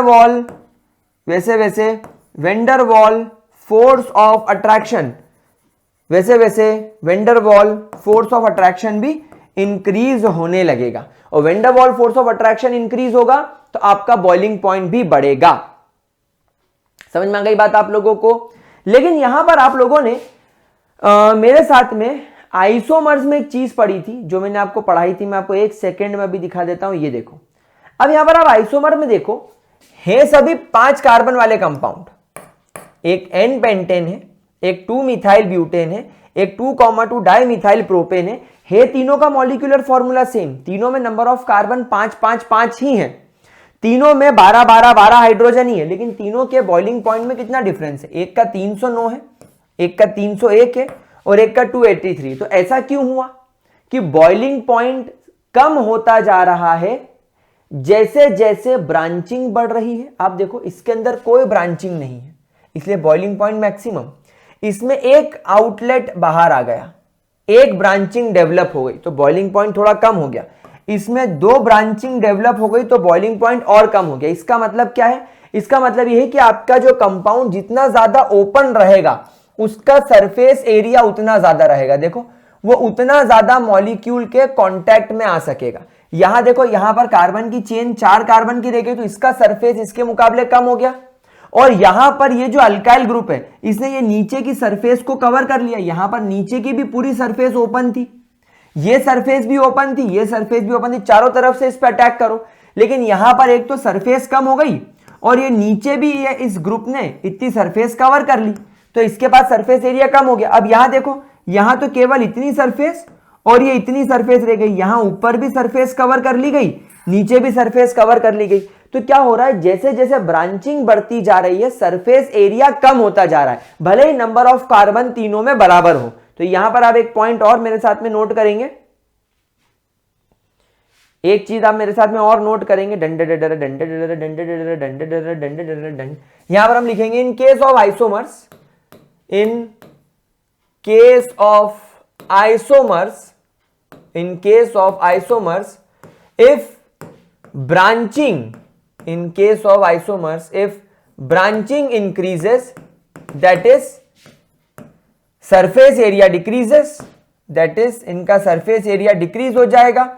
और surface area decrease होने की वजह से क्या होगा, वेंडर वॉल फोर्स कम हो जाएगा। हेंस आपके जो वेंडर वॉल फोर्सेस हैं, आपके वेंडर वॉल फोर्स डिक्रीज हो जाएंगे एंड फाइनली आपका जो बॉइलिंग पॉइंट है वो भी डिक्रीज हो जाएगा। तो ये बात आप लोगों को ध्यान रखनी पड़ेगी। क्या इसके अंदर कोई दिक्कत, कोई परेशानी? चलिए इतना नोट कर लीजिए, फिर चलते हैं हम लोग इसकी केमिकल प्रॉपर्टीज की तरफ।